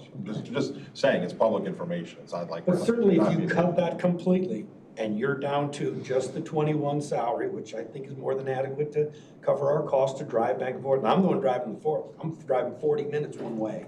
It's enough to cover your cost to come back and forth and do that. That's adequate. But if you cut that little tiny piece, there are other people who lose time and couldn't run for this job. Pam's got her hand up. Go ahead, Pam. You know, I'm gonna say, I agree, Matt, with everything you say, but is that not the same argument? I understand that the other elected officials that we just discussed, you look at this as a full-time position. However, they don't have to, right? I mean, that was their argument as well, is that the salaries have to be commensurate with the amount of responsibilities associated with the position. So I kind of see it as the same argument there, just noting. And I think I agree with Joe. I wanted this discussion because even though you may have to look at a website, John, to find it, you have to dig to find that information and understand what you're looking for. And I just don't think that's as transparent as people would like it to be. So I'm kind of in Joe's camp. I think we need to be much more transparent. I think the salary needs to be stated, and if people want to have access to the health insurance, they can have access, but only up to a specified amount. I just think it's unfair if you're talking about taxpayers, for taxpayers to know that their tax dollars are paying for county board members' health insurance coverage. It's got to be clearer.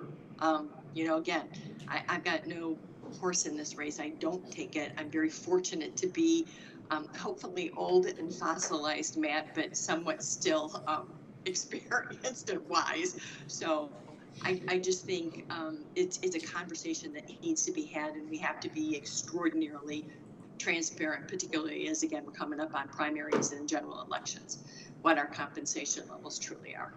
Thank you. As a rebuttal, because it was directed towards me, I am agreeing. All I'm saying is if we're gonna cut hard. If not, we have to leave it the same. How we report it is all fine, and I'm all for cutting hard, but then you gotta look at the same people we just looked at and said, that's why I said 7-1 and 7-2 go together, then we would look at cuts for them.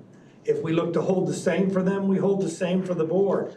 I'm not saying that that has anything to do with one or the other, but my idea of it is do not become so restrictive that you become an elitist to this board, or you pigeonhole this to only certain members to hold the job. That's my only piece of it. Understood, Matt. I think you were clear. If you thought I was being contrary, I was not. Thank you. Okay, thank you. All right, go ahead. In these numbers, I know there was some life insurance that was offered to us as well. I don't remember life insurance. I don't think there's any life. I think there's some minimal county life insurance, isn't You there? can buy term, but it's not given. No, you're granted a $15,000 policy. Everybody is. Oh, okay. Everyone has the basic policy.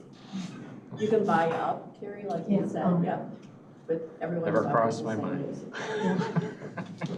I don't know if it was in the cost or not. Oh, yeah, when they told me, I said, okay, thanks. Yeah, okay.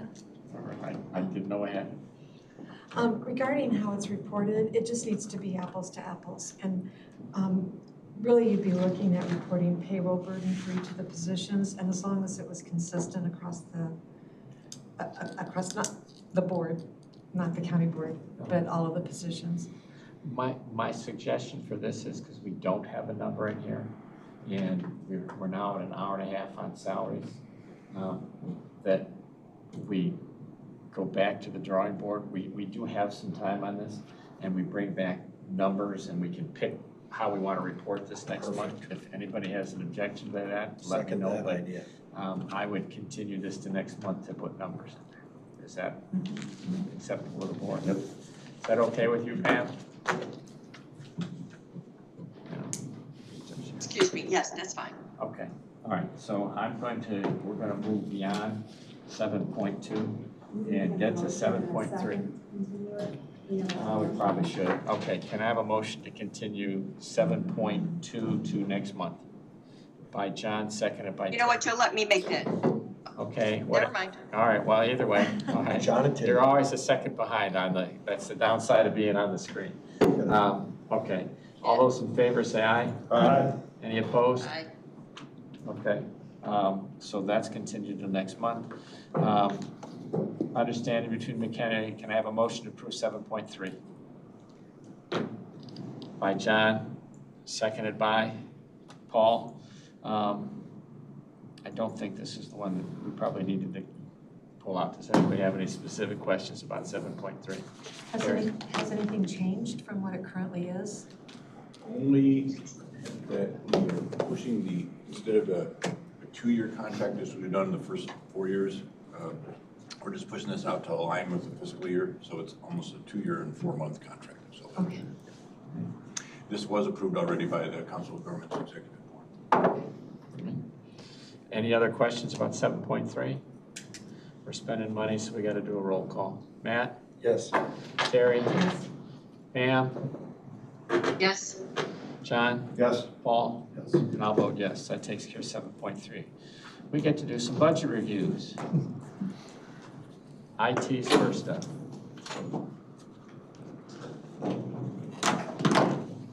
case you didn't feel like you're in the hot seat.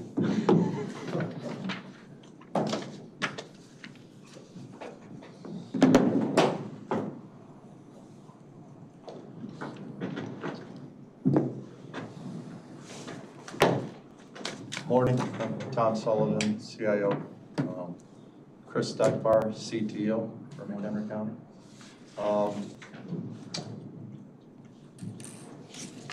I don't know how deep you want to go into this. We manage all the technology for the 30 different departments in the county. That includes PCs, servers, databases, printers, door swipes, everything that's technology, we got our fingers in and we're managing. We are running, I would say, pretty lean, 30 people. Most of the people are managing a lot more than just one thing. I don't know, Chris, maybe you could expand on that in terms of like the engineers. Yeah, so in regards to our network engineers, senior network engineers, oftentimes there's overlapping responsibilities in systems that are being managed. Oftentimes wearing multiple hats, right? From the security side of things to the productivity and continuing county operations from an IT perspective. So oftentimes we're stretched relatively thin, I would say, but we've been getting it done. And ultimately, you know, that's just off the salary discussions and everything else. That's just part of the job, so. So you've already seen the highlights. John had his hand up a second. I'll wait till we get to that part, maybe. Okay. Sorry, I was jumping ahead. So you've already seen the highlights. Those come across every 3 months, right, in the county board newsletter. This is even a shorter version of those highlights for this year. For next year, the goals that we have, and obviously these goals tend to expand quite a bit as the year goes by and things pop up. But what we have on the board right now is the personal computers that are in the county in service are old, and we're going to be replacing those. That would include all the tough books in the sheriff's department and the squad cars and that. The telephony system is, the lease for that expires October of '26. So we're looking to replace that system as it is old, antiquated, and very hard to support. We have a Microsoft Enterprise agreement that's coming due. Those are 3-year agreements, and those it allows for fixed pricing for all the Microsoft software that we have in the county, which is quite expansive.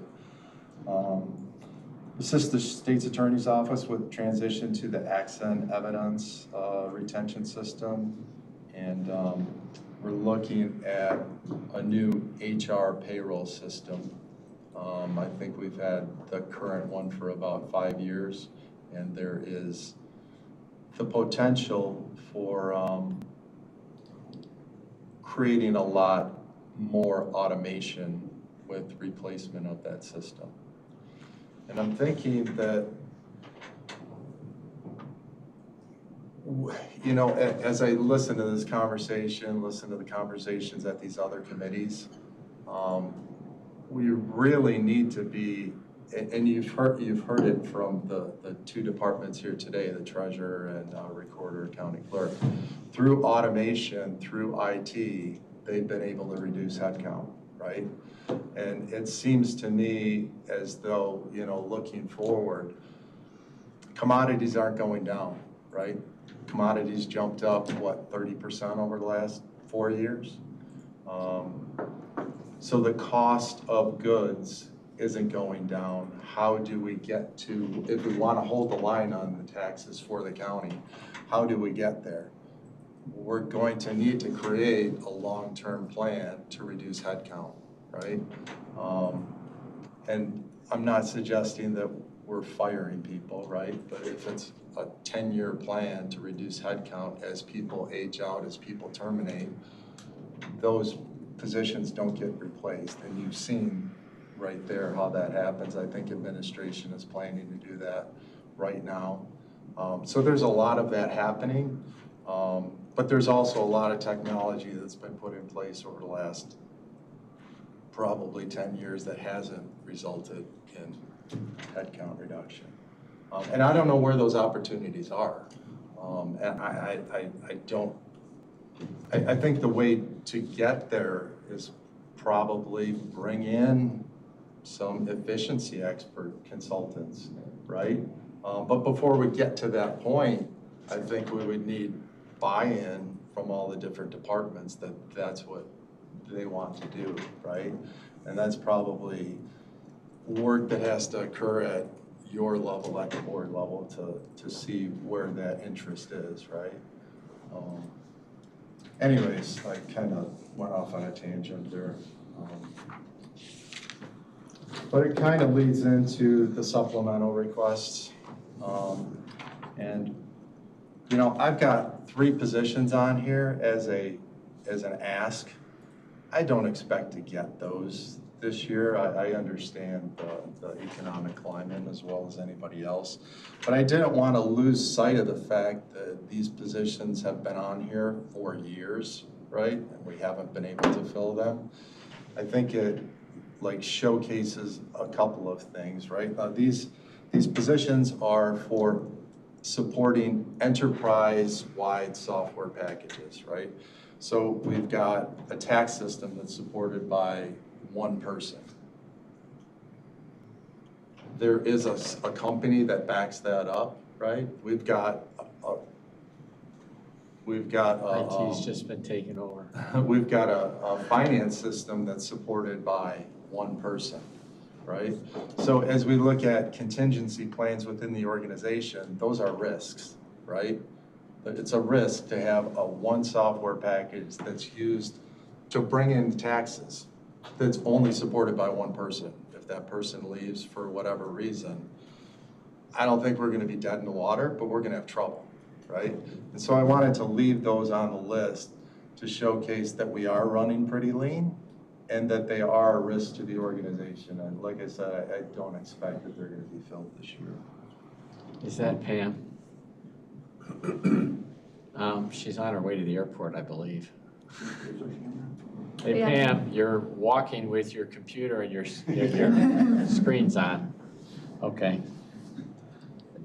In terms of automation, we have a a request in here for a finance bot project, right? So there is the opportunity to do more automation within the finance system, right? There's things that could be done probably more efficiently with bots, right? And we need to make those investments in order to put ourselves in a better place down the road.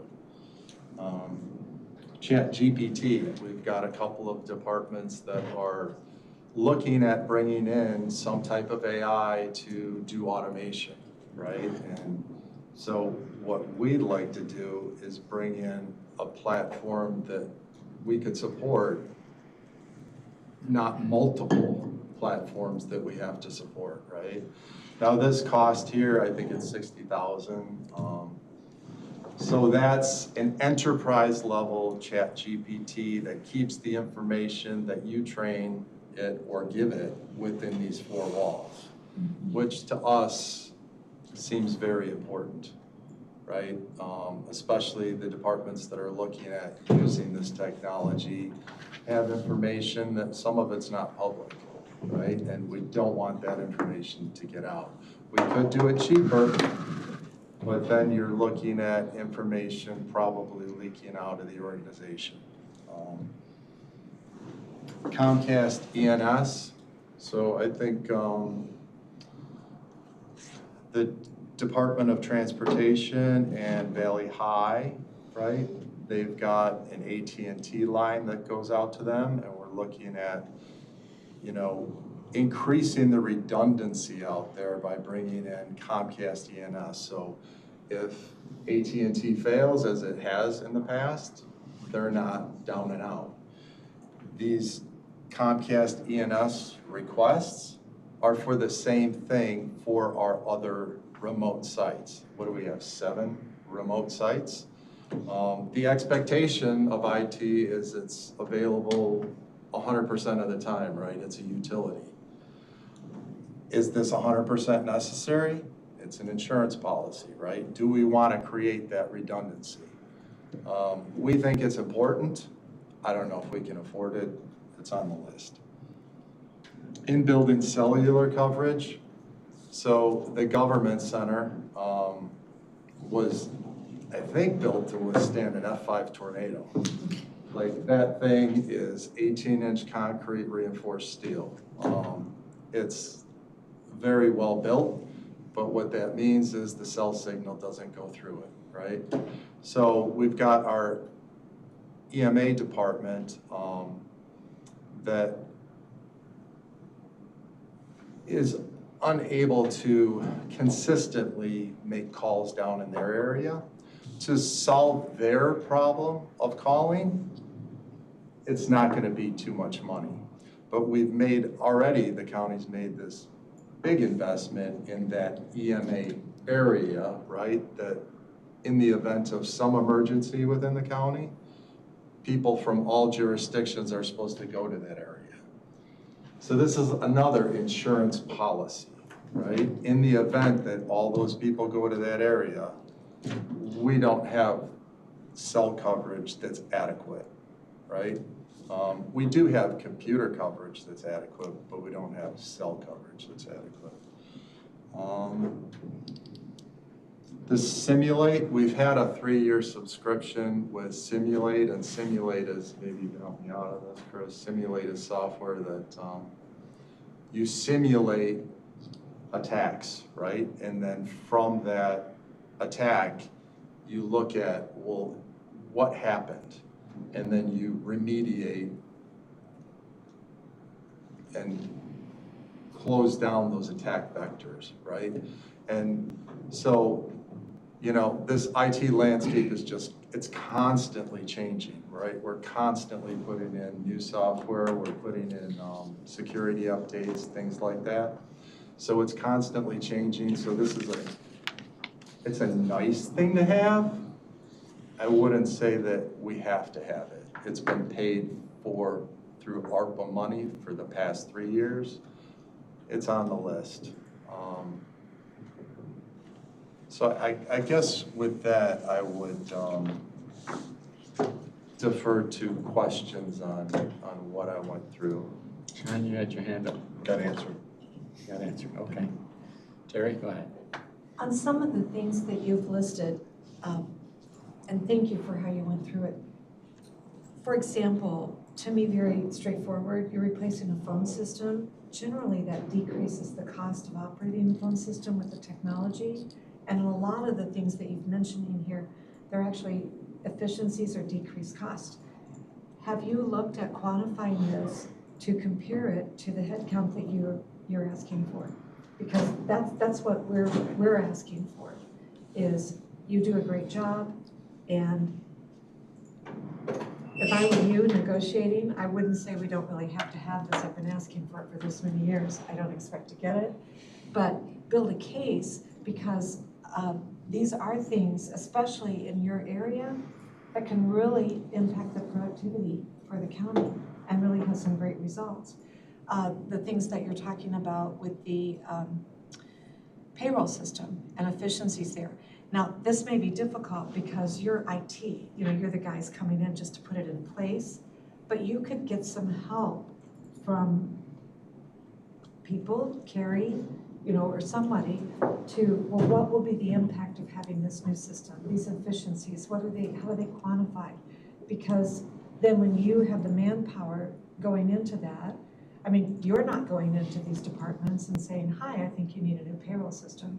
But nonetheless, if this is something that's impacting your productivity and your head count and things that you need to do, it can be quantified. And that helps us build a case. Because again, our bosses are voting for us and they're watching. The people who care about these types of elections are watching these types of things.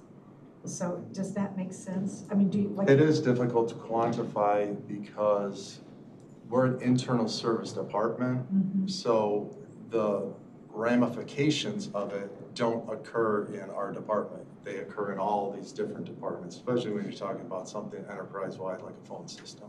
Yeah. And I agree, it's going to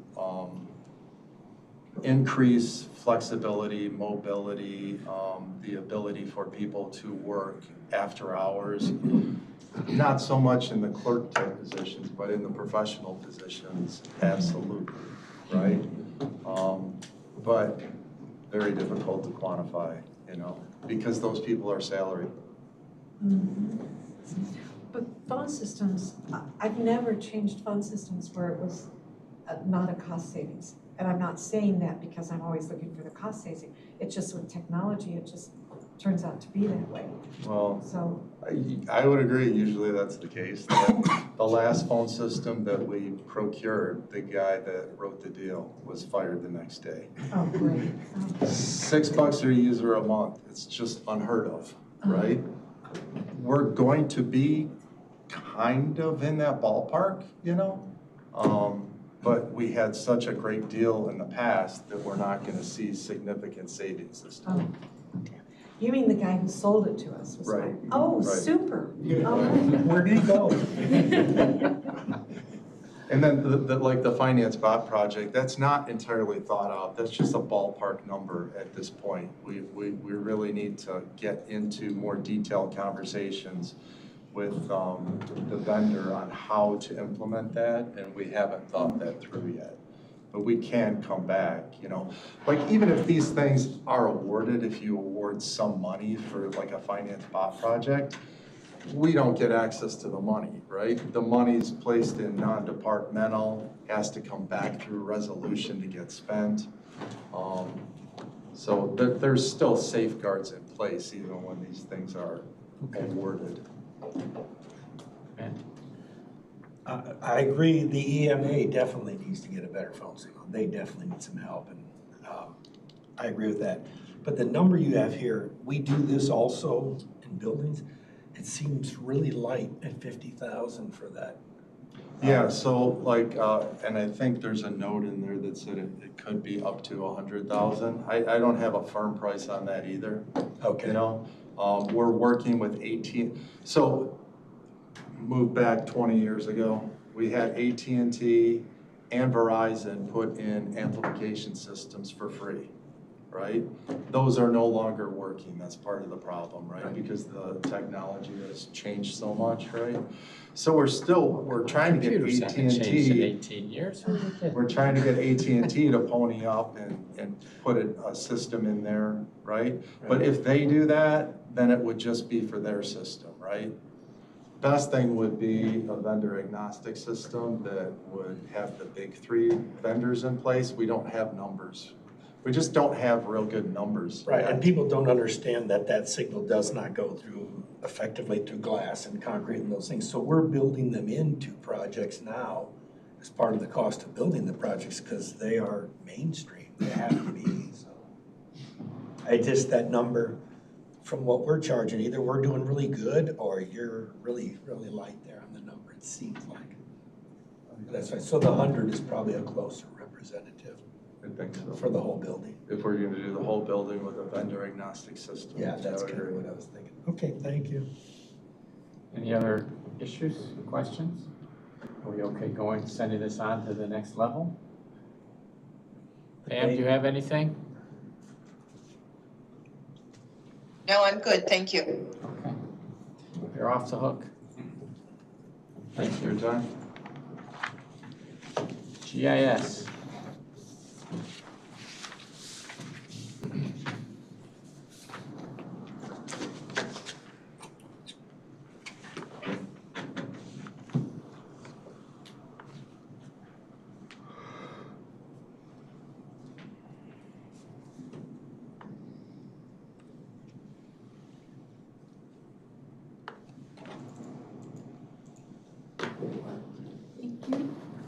Thank you. So good morning. Good morning. My name is Nicole Gattuso. I'm the director of GIS.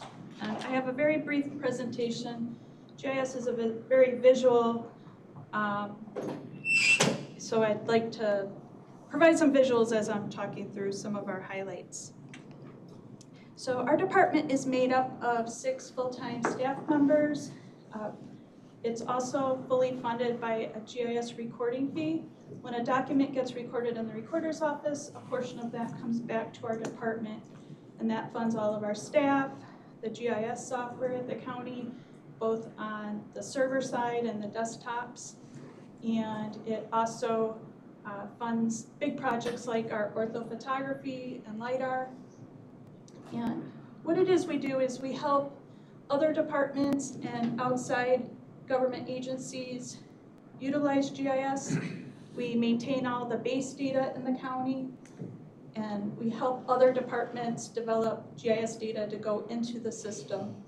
And ultimately that saves time and resources and allows departments to make more informed decisions. So the tax parcel data alone is over 2 million records. We have 150,000 tax parcels, but all the data that goes into it in terms of dimensions and the PIN, lot numbers, it's a lot of information. And on top of that, we have several other data sets that we maintain. We also maintain several interactive maps that you can find online. We assist other departments with maintaining interactive maps that you don't necessarily see from the public side. We work on creating mobile GIS applications. We use that a lot during a flooding event with emergency management. They could take tools out into the field and input it back to the county. So that's a general overview. If at any time you'd like to meet to go over it further, I'd be happy to, but now we'll go over some of the highlights. We started this year, the Sheriff's Office asked us to create a proximity tool, so deputies within the county and who are already working within the county or prospective deputies could see if their address would be within 15 air miles of the county border to allow a take-home vehicle. So this helps the Sheriff's Department administrate that, as well as allows outside people to understand their address. So in this example, I put in an address from Kane County, and it allows the user to know that this is eligible. We also worked with the Division of Transportation on an integration with Samsara. That's their software to track snowplows. And we assisted on the back end of taking that information and integrating it into our system. Another big highlight we did this year was we created 2 intergovernmental agreements. This was with the assistance of Shaylin, which I think stepped out, but we worked with the Village of Wonder Lake and the City of Woodstock. And what these agreements allow is for any support we provide them, we get some funding back from the staff resources that went to assist them. In the photo, we are meeting with the Village of Wonder Lake. We are looking at some technology to allow you to map underground items like water mains. So this was a ground penetrating radar, so it maps underground things. We worked with planning and development on the creation of a planning outreach tool, and they're just starting to launch this. They took it to the county fair to showcase it, but I don't think it's officially been available yet, but it allows the public to report back any groundwater issues, and it's gonna let them identify what's going on from the community feedback. We also started this year around March, we did a 2025 aerial flight. This hasn't been completed, but we quality checked the images and we're finalizing it now. So in the near future, you'll be able to see it within our interactive maps and it'll be available to other departments and communities. Each year we do a lot of fire district mapping. This year we work closely with Marengo and we are still working with Woodstock Fire on multiple projects. And we also have been developing a drone program. We did purchase a drone. We now have 3 licensed pilots. And this is some sample imagery we took from the drone in our county facility. We did our first initial official flight with planning and development last month. They were looking at what could be causing some backup of water on a stream.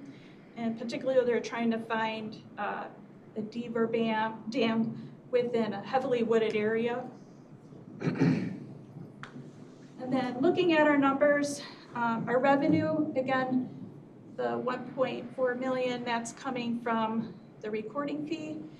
And the 30,000, it's just an estimate now, but of what we are projecting coming from the communities from those intergovernmental agreements. And then we do have some interest. We have 2 supplementals. One is for orthophotography.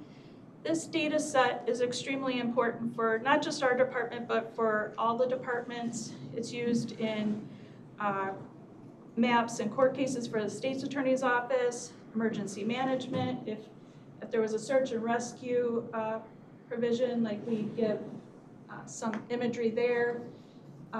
It's used for planning and development, assessments. The list just goes on and on. But I've been requested through other departments to do this on a more regular basis than we have, so we put it in. And then the other item I had is to enhance the drone that we have. It's an additional software that would allow us to do a 3D scan of a building. So if we were gonna, help facilities with analyzing, the structure, that allow that for any area, like localized. And it also would allow, if we were doing a mission for emergency management, it could allow for somebody in the office to view the drone as it was flying, or somebody out in the field, because the drone itself has a small screen, so other people could look on their screens as well. So this cost is for a 3-year period. So that is all I had. Questions? That cost of 20,000 is divided up over 3 years, or that's 20,000 per year for 3 years? Oh, it's for one time for 3 years, but we have to pay it up front. Beautiful. Thank you. Terry? No, no. I thought you had your hand up, okay. Paul? I use it quite often in GIS. I love it. It's just amazing technology. I probably use that more than anything else that, Yeah. I mean, it's a pretty rare day that I don't find myself on an interactive map at the county that GIS put up. Well, your real estate transactions don't pay for it. So it's part of my, no, and it's true. No, it comes in handy work all the time. Every time I have a real estate matter come up, it comes in. And just to give you an idea, you're talking about old costs. Back in the old days when I first started doing zoning, way back in 1985, if I wanted an aerial photograph of something, I had to pay Sidwell $120 to get a picture of it.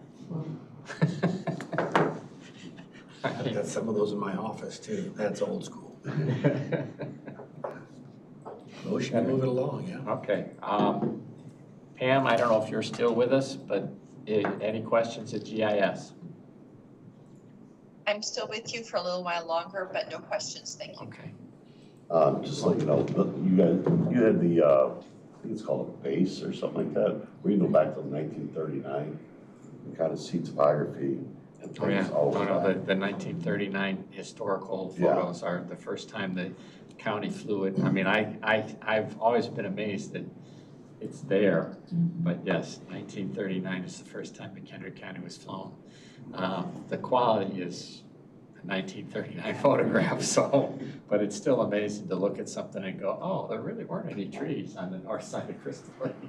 They didn't exist. Pretty cool, thank you. Anyway, Thank you. We okay going forward? Yes. All right. Thank you. Thank you, Nicole. And facility management. We don't want to fix anything anymore. We're just going to let it run down for a year. Good morning. Good morning. I'm not sure anybody's going to be saying, that's pretty cool when I'm done here, but we're going to give it a try. We still need the roof. I will. We don't want the roof to leak. I'm sure all of you have reviewed our budget request and probably nobody's particularly thrilled about it. I know I'm not. As we look at our responsibilities, what we do, we're often recipients of costs that we don't really have much control over. And I'll throw a couple of examples out. It's great we're seeing more revenue from the jail, but we're seeing more costs that don't come into our budget because of that. And it's great, but it creates costs for us. Additional haul off of garbage, a huge increase in the consumption of water, coupling the consumption of water in the city of Woodstock, which has seen a 12% increase in water rates last year and an additional 5% increase in water rates this year as of June. We see power usage up. Every additional person that enters a space is 98.6 degrees, and we have a set point temperature of, say, 74 degrees, creates a higher cooling load. Couple that with the adoption of additional AI technology. So if we're able to reduce headcount or leverage technology, that creates demand on our electrical system, which we see about a 4% kW hour use year over year increase. Where in years past, we would implement LED technology. We would put variable frequency drive controllers on our motors to help lower our usage.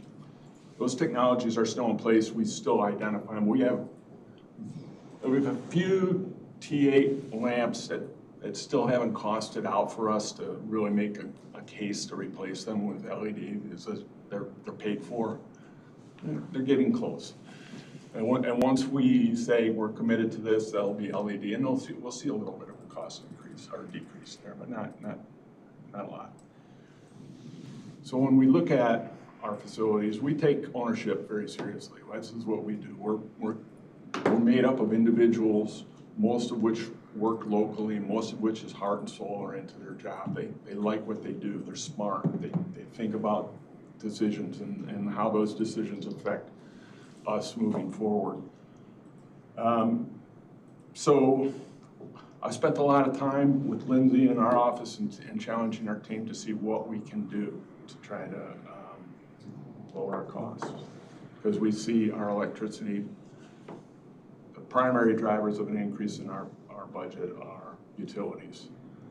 The part that takes us to the amount that we're asking for is the additional 400 Russell Court. Now that's before revenue.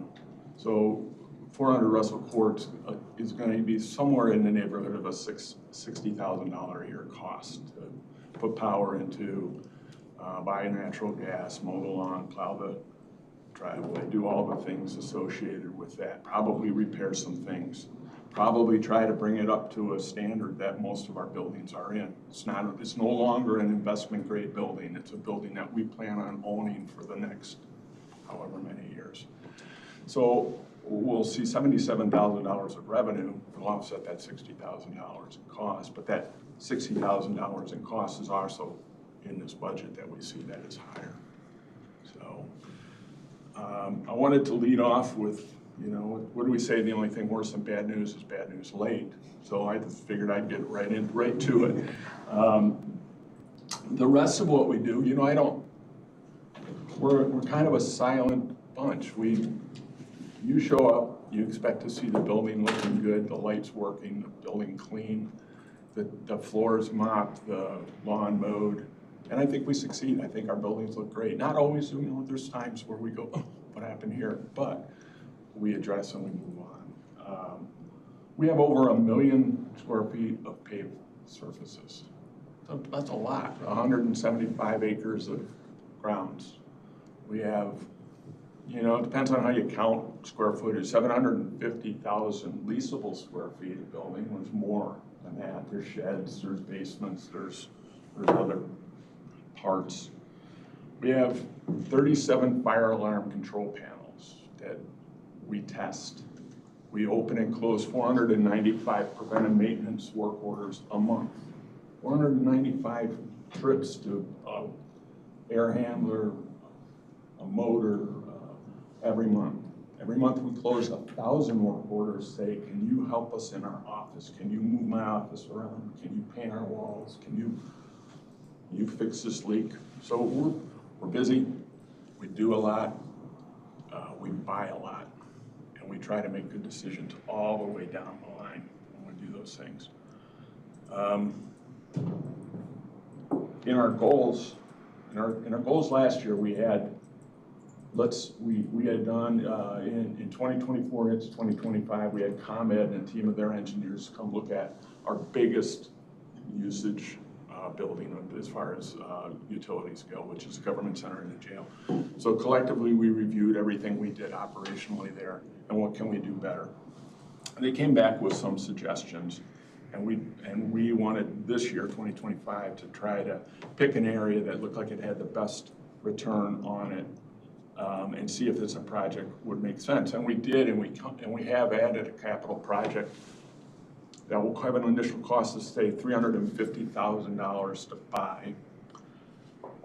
Commonwealth Edison and Nightcore will rebate $225,000 of that cost back to the county. So we have a net out of $135,000, which will immediately reduce our electric cost by $120,000 a year. So great return, makes sense to do. It also replaces a significant group of components. So if we look around in our buildings, you'll see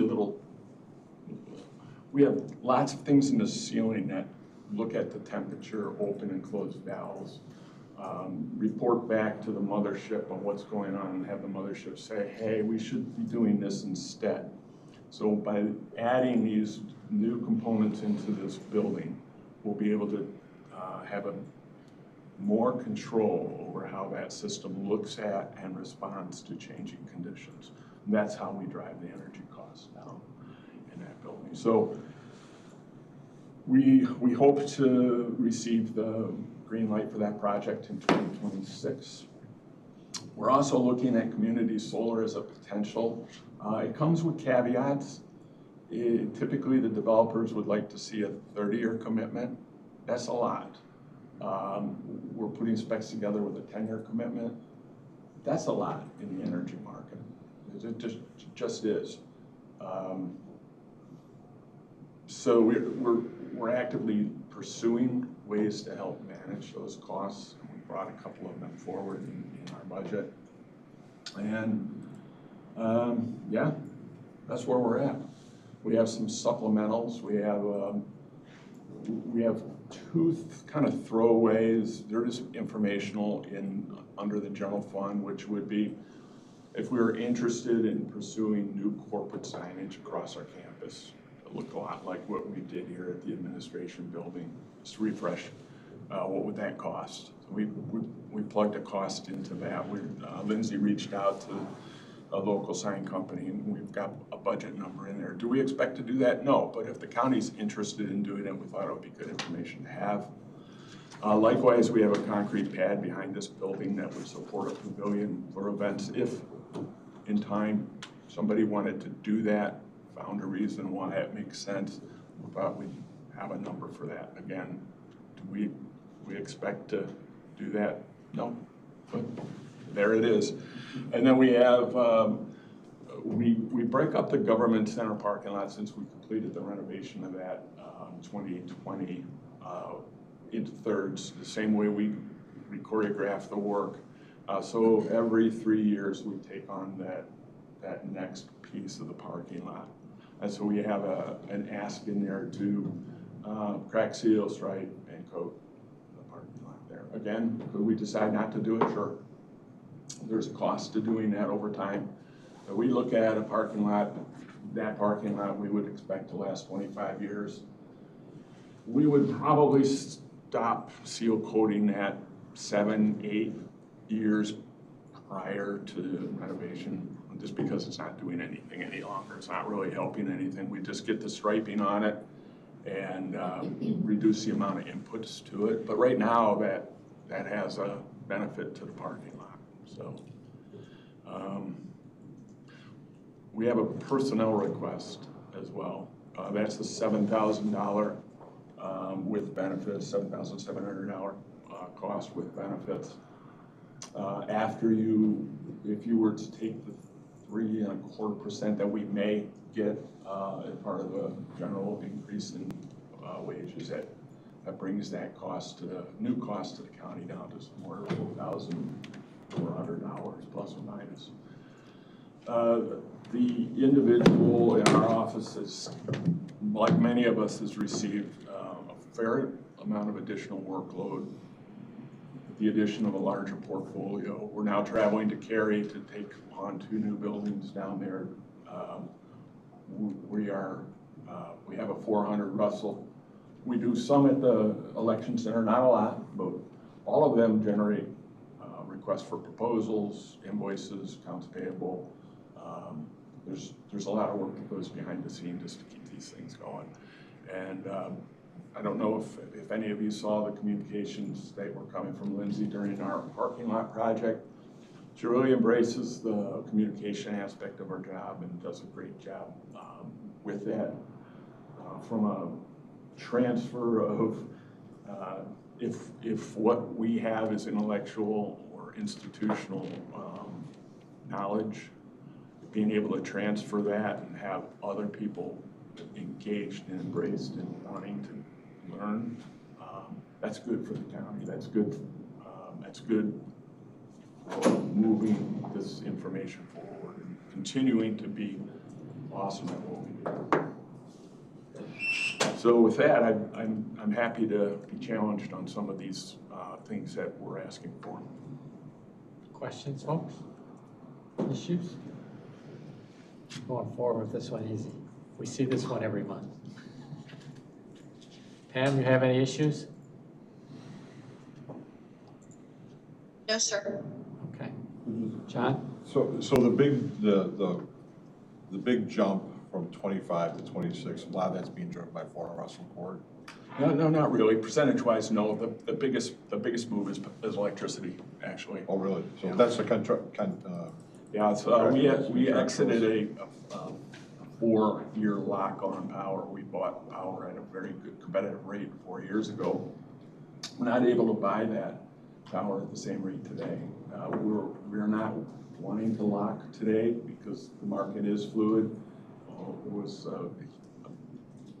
Most consumers saw a fairly large increase in their electric bill in June, beginning with the June bill.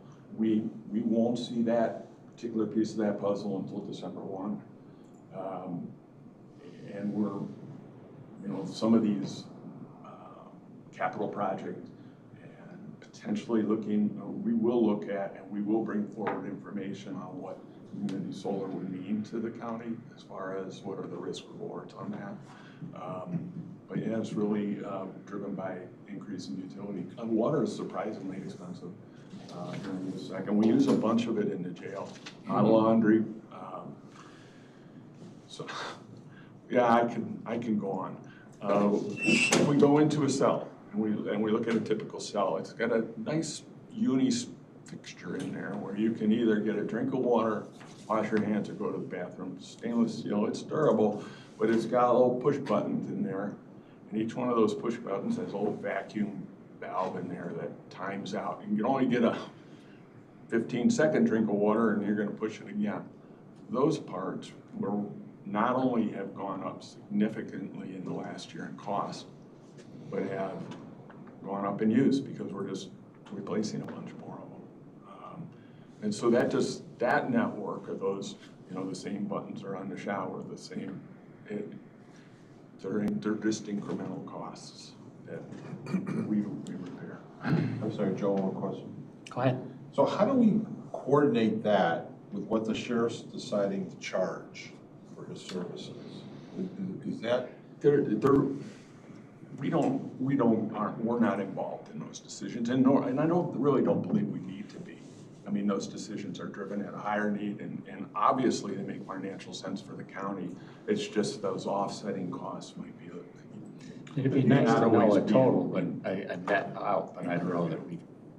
I mean, if we're charging, I forget what the sheriff's charging a day. 95, but we're talking about more water, more electricity. Right. Right, and at one point they said we were netting about $77, but it didn't take your numbers into equation. That's what I'm at. Do we do that math Some anywhere? facilities numbers in what the sheriff's calculating. I haven't looked at it in years. Okay. Because these are pretty significant increases in water, electricity, so we need to understand that. Any other questions? I assume we're going forward with this. I don't want to be the one that says we're shutting the buildings down. And electricity is kind of necessary for modern usage. I don't. Candles aren't going on the walls for nighttime either. Thank you. Thank you. Oh, we don't have enough to talk about. I'll be quick. Salaries today, huh? We got another crack at it. When the county board passed its budget policy in May, there was an amendment that was asked that we limit the amount of mid-year salary increases. And I think there was some suggestion that really wasn't the right place for it in the budget policy, that we have a standalone salary administration policy that does acknowledge when people are doing good work and that managers can ask for mid-year increases. So we kind of said, let's step back and look at this again. Frankly, forgot 1 month, so here we are. It's early August.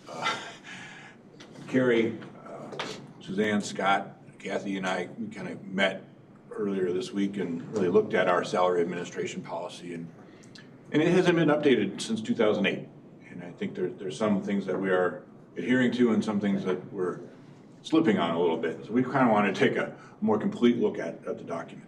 The board rules. Yeah, but here's the I think we can do a better job of bringing for fewer mid-year increases, but I'm reticent to say we don't do any, or we only do them once, maybe only December 1st and May 1st. There's a distinction between mid-year salary increases. Sometimes they are a static situation and somebody's just getting acknowledged for something, and those maybe we can hold off on and just do them twice a year.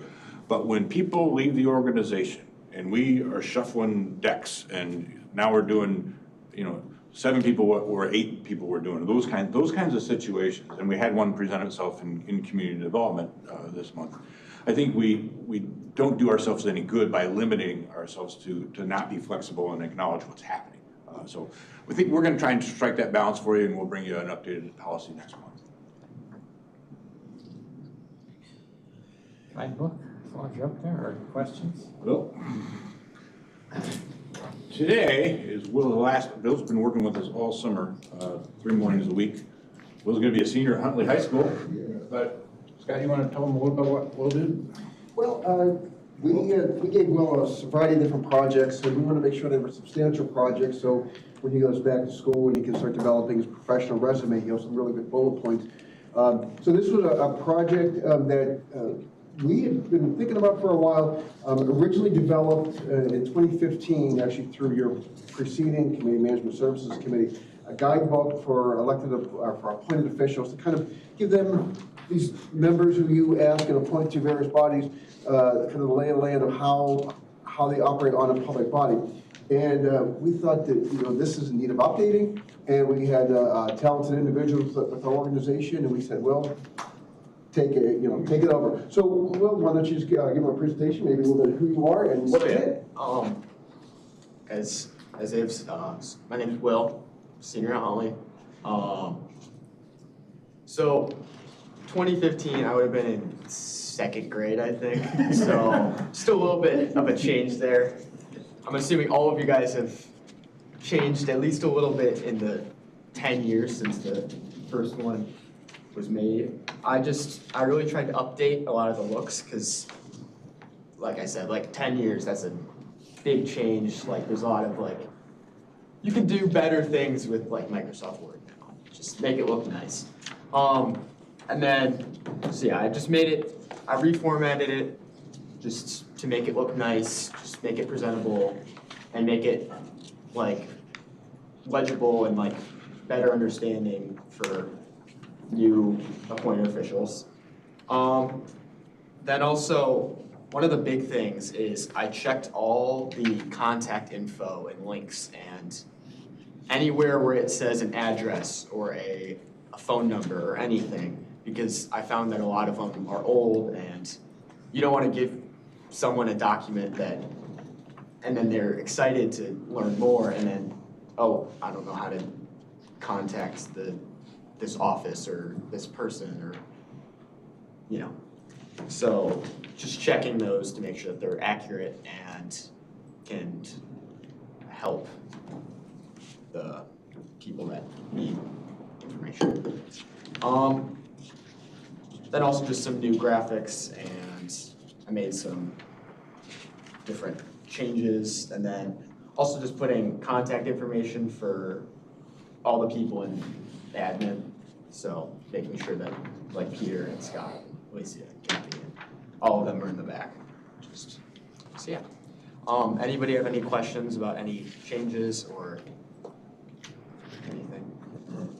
No, other than you reminded me how old I am because I worked on the first one. It's great. This hasn't gone out yet? No. Fantastic job. Wondering though, just if that one photo, your very first one, could be updated to reflect the actual new county board. That's an old photo, old board, some of those people are no longer, they're alive, they're just not. I'm gonna be completely honest, I just searched McHenry County Board on Google and just. Well, then we need to talk to who's doing this. Either way. Yeah, so. We're good. Other than that, looks great. Thank you. Great job.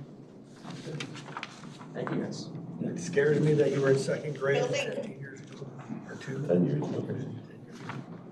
And building on that comment, I would suggest that maybe you talk to Alicia. I bet you she's got a really good updated photo of the board where all those chairs are filled. We'll get that for you. Yeah, well, but other than that, we're all good. Great. Thank Sounds you. good. Yeah, Nice job. nice job. Have a good year at school. Thank you, guys. Thank you. Capital plan. Oh, we'll have to approve, fix the date at the bottom.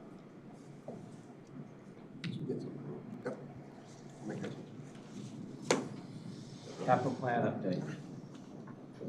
Everybody's gone, okay, I guess we heard it. All right, HR?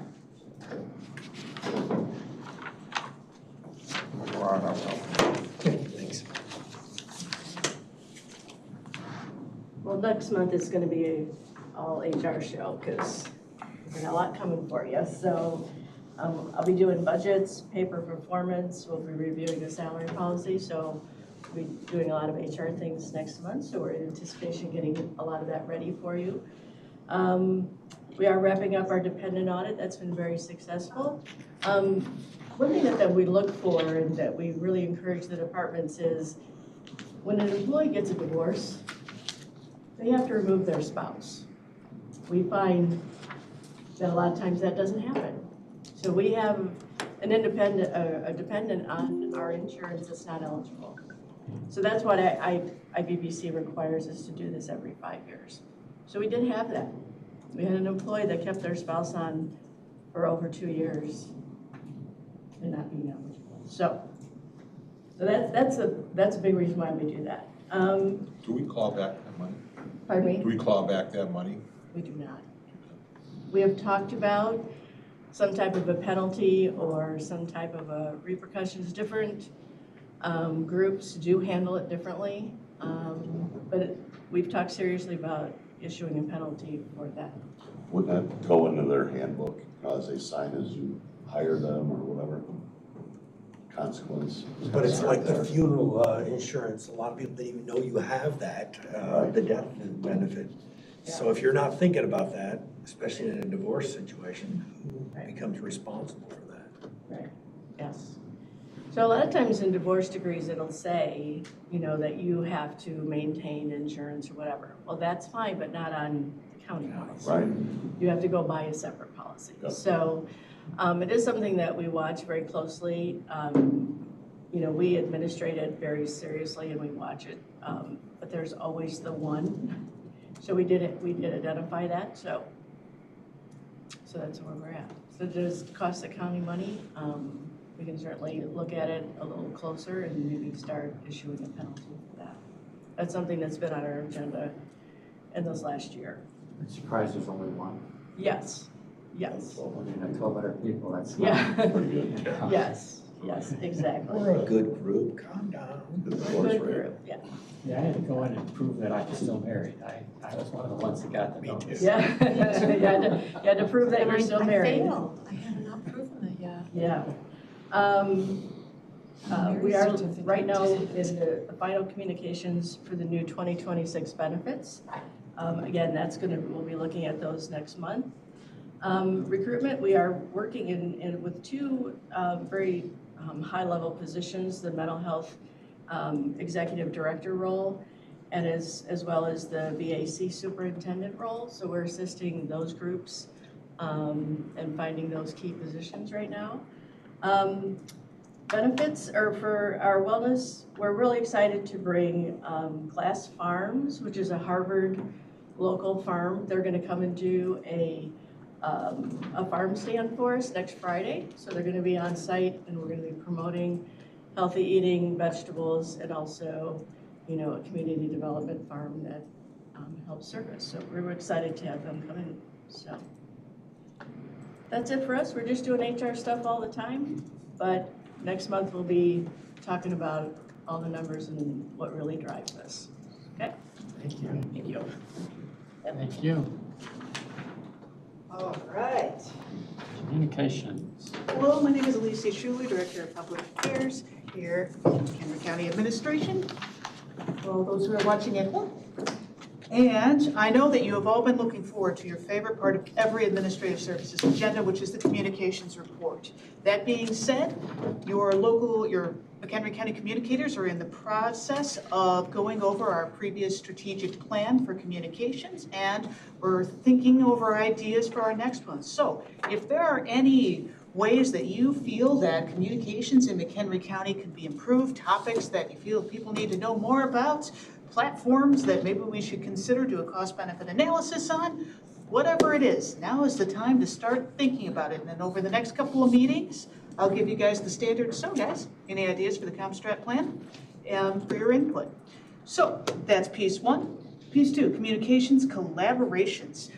We've been working very closely with our Regional Office of Education, Health Department, and Sheriff's Office to put out various communications. They're listed here in the report. Also, you might be interested to see a cool video that Dan Wallace of Court Administration and Chief Judge Federer did with ABC News. I got a link right there in the presentation. Also, your Division of Transportation has started a new podcast series, and they'll be featuring the Sheriff's Office and their works on roads next. So keep an eye out for it. Finally, because I know you've had a long meeting, I'll just touch briefly on one of the more interesting social media posts that we had, and that was the Workforce Network's kiosk stations that they partnered with McHenry and Harvard to install. That post went nuts, and that's a technical communications term. They've reached almost 50,000 people now on Facebook. So again, and very positive engagement with the public. So next time you see Workforce Network folks, give them a high five. Did a great job. And that's all I've got. Any questions for me? Thank you. Thank you. I will be really quick. We had earlier in the month, I think Kathy had sent out information about a candidate for the Valley High Cemetery Board. I don't know if you recall that. She was not here today. I kind of asked to take a pause on that because when we reflected, Valley High Cemetery Board hasn't met in about 5 years. So I don't really, that was a woman who was eager to participate, but we weren't going to satisfy her desire to participate. So we're thinking through as staff, how do we fulfill our oversight role for that cemetery board, but we don't need to interview people for all that. So we'll come up with some options for you next month on how to get that done. Pleased to say Shaylin and the R1 planning group are continuing to help our municipalities and county. R1's doing a OSLAD grant application for Trout Valley, and I met yesterday with Wonder Lake and R1. They're going after $10.5 million. Any help towards $10.5 million on the Hancock Road sewer expansion. So that's good news. Just on a side note, the village administrator in Wonder Lake noted that Wonder Lake has approved another 820 homes to be platted and developed. So things are continuing to hop out there. And they're getting a new stoplight at 120 in Stonewater. IDOT has approved that. That's right by that elementary school. That's been a priority of the mayor there.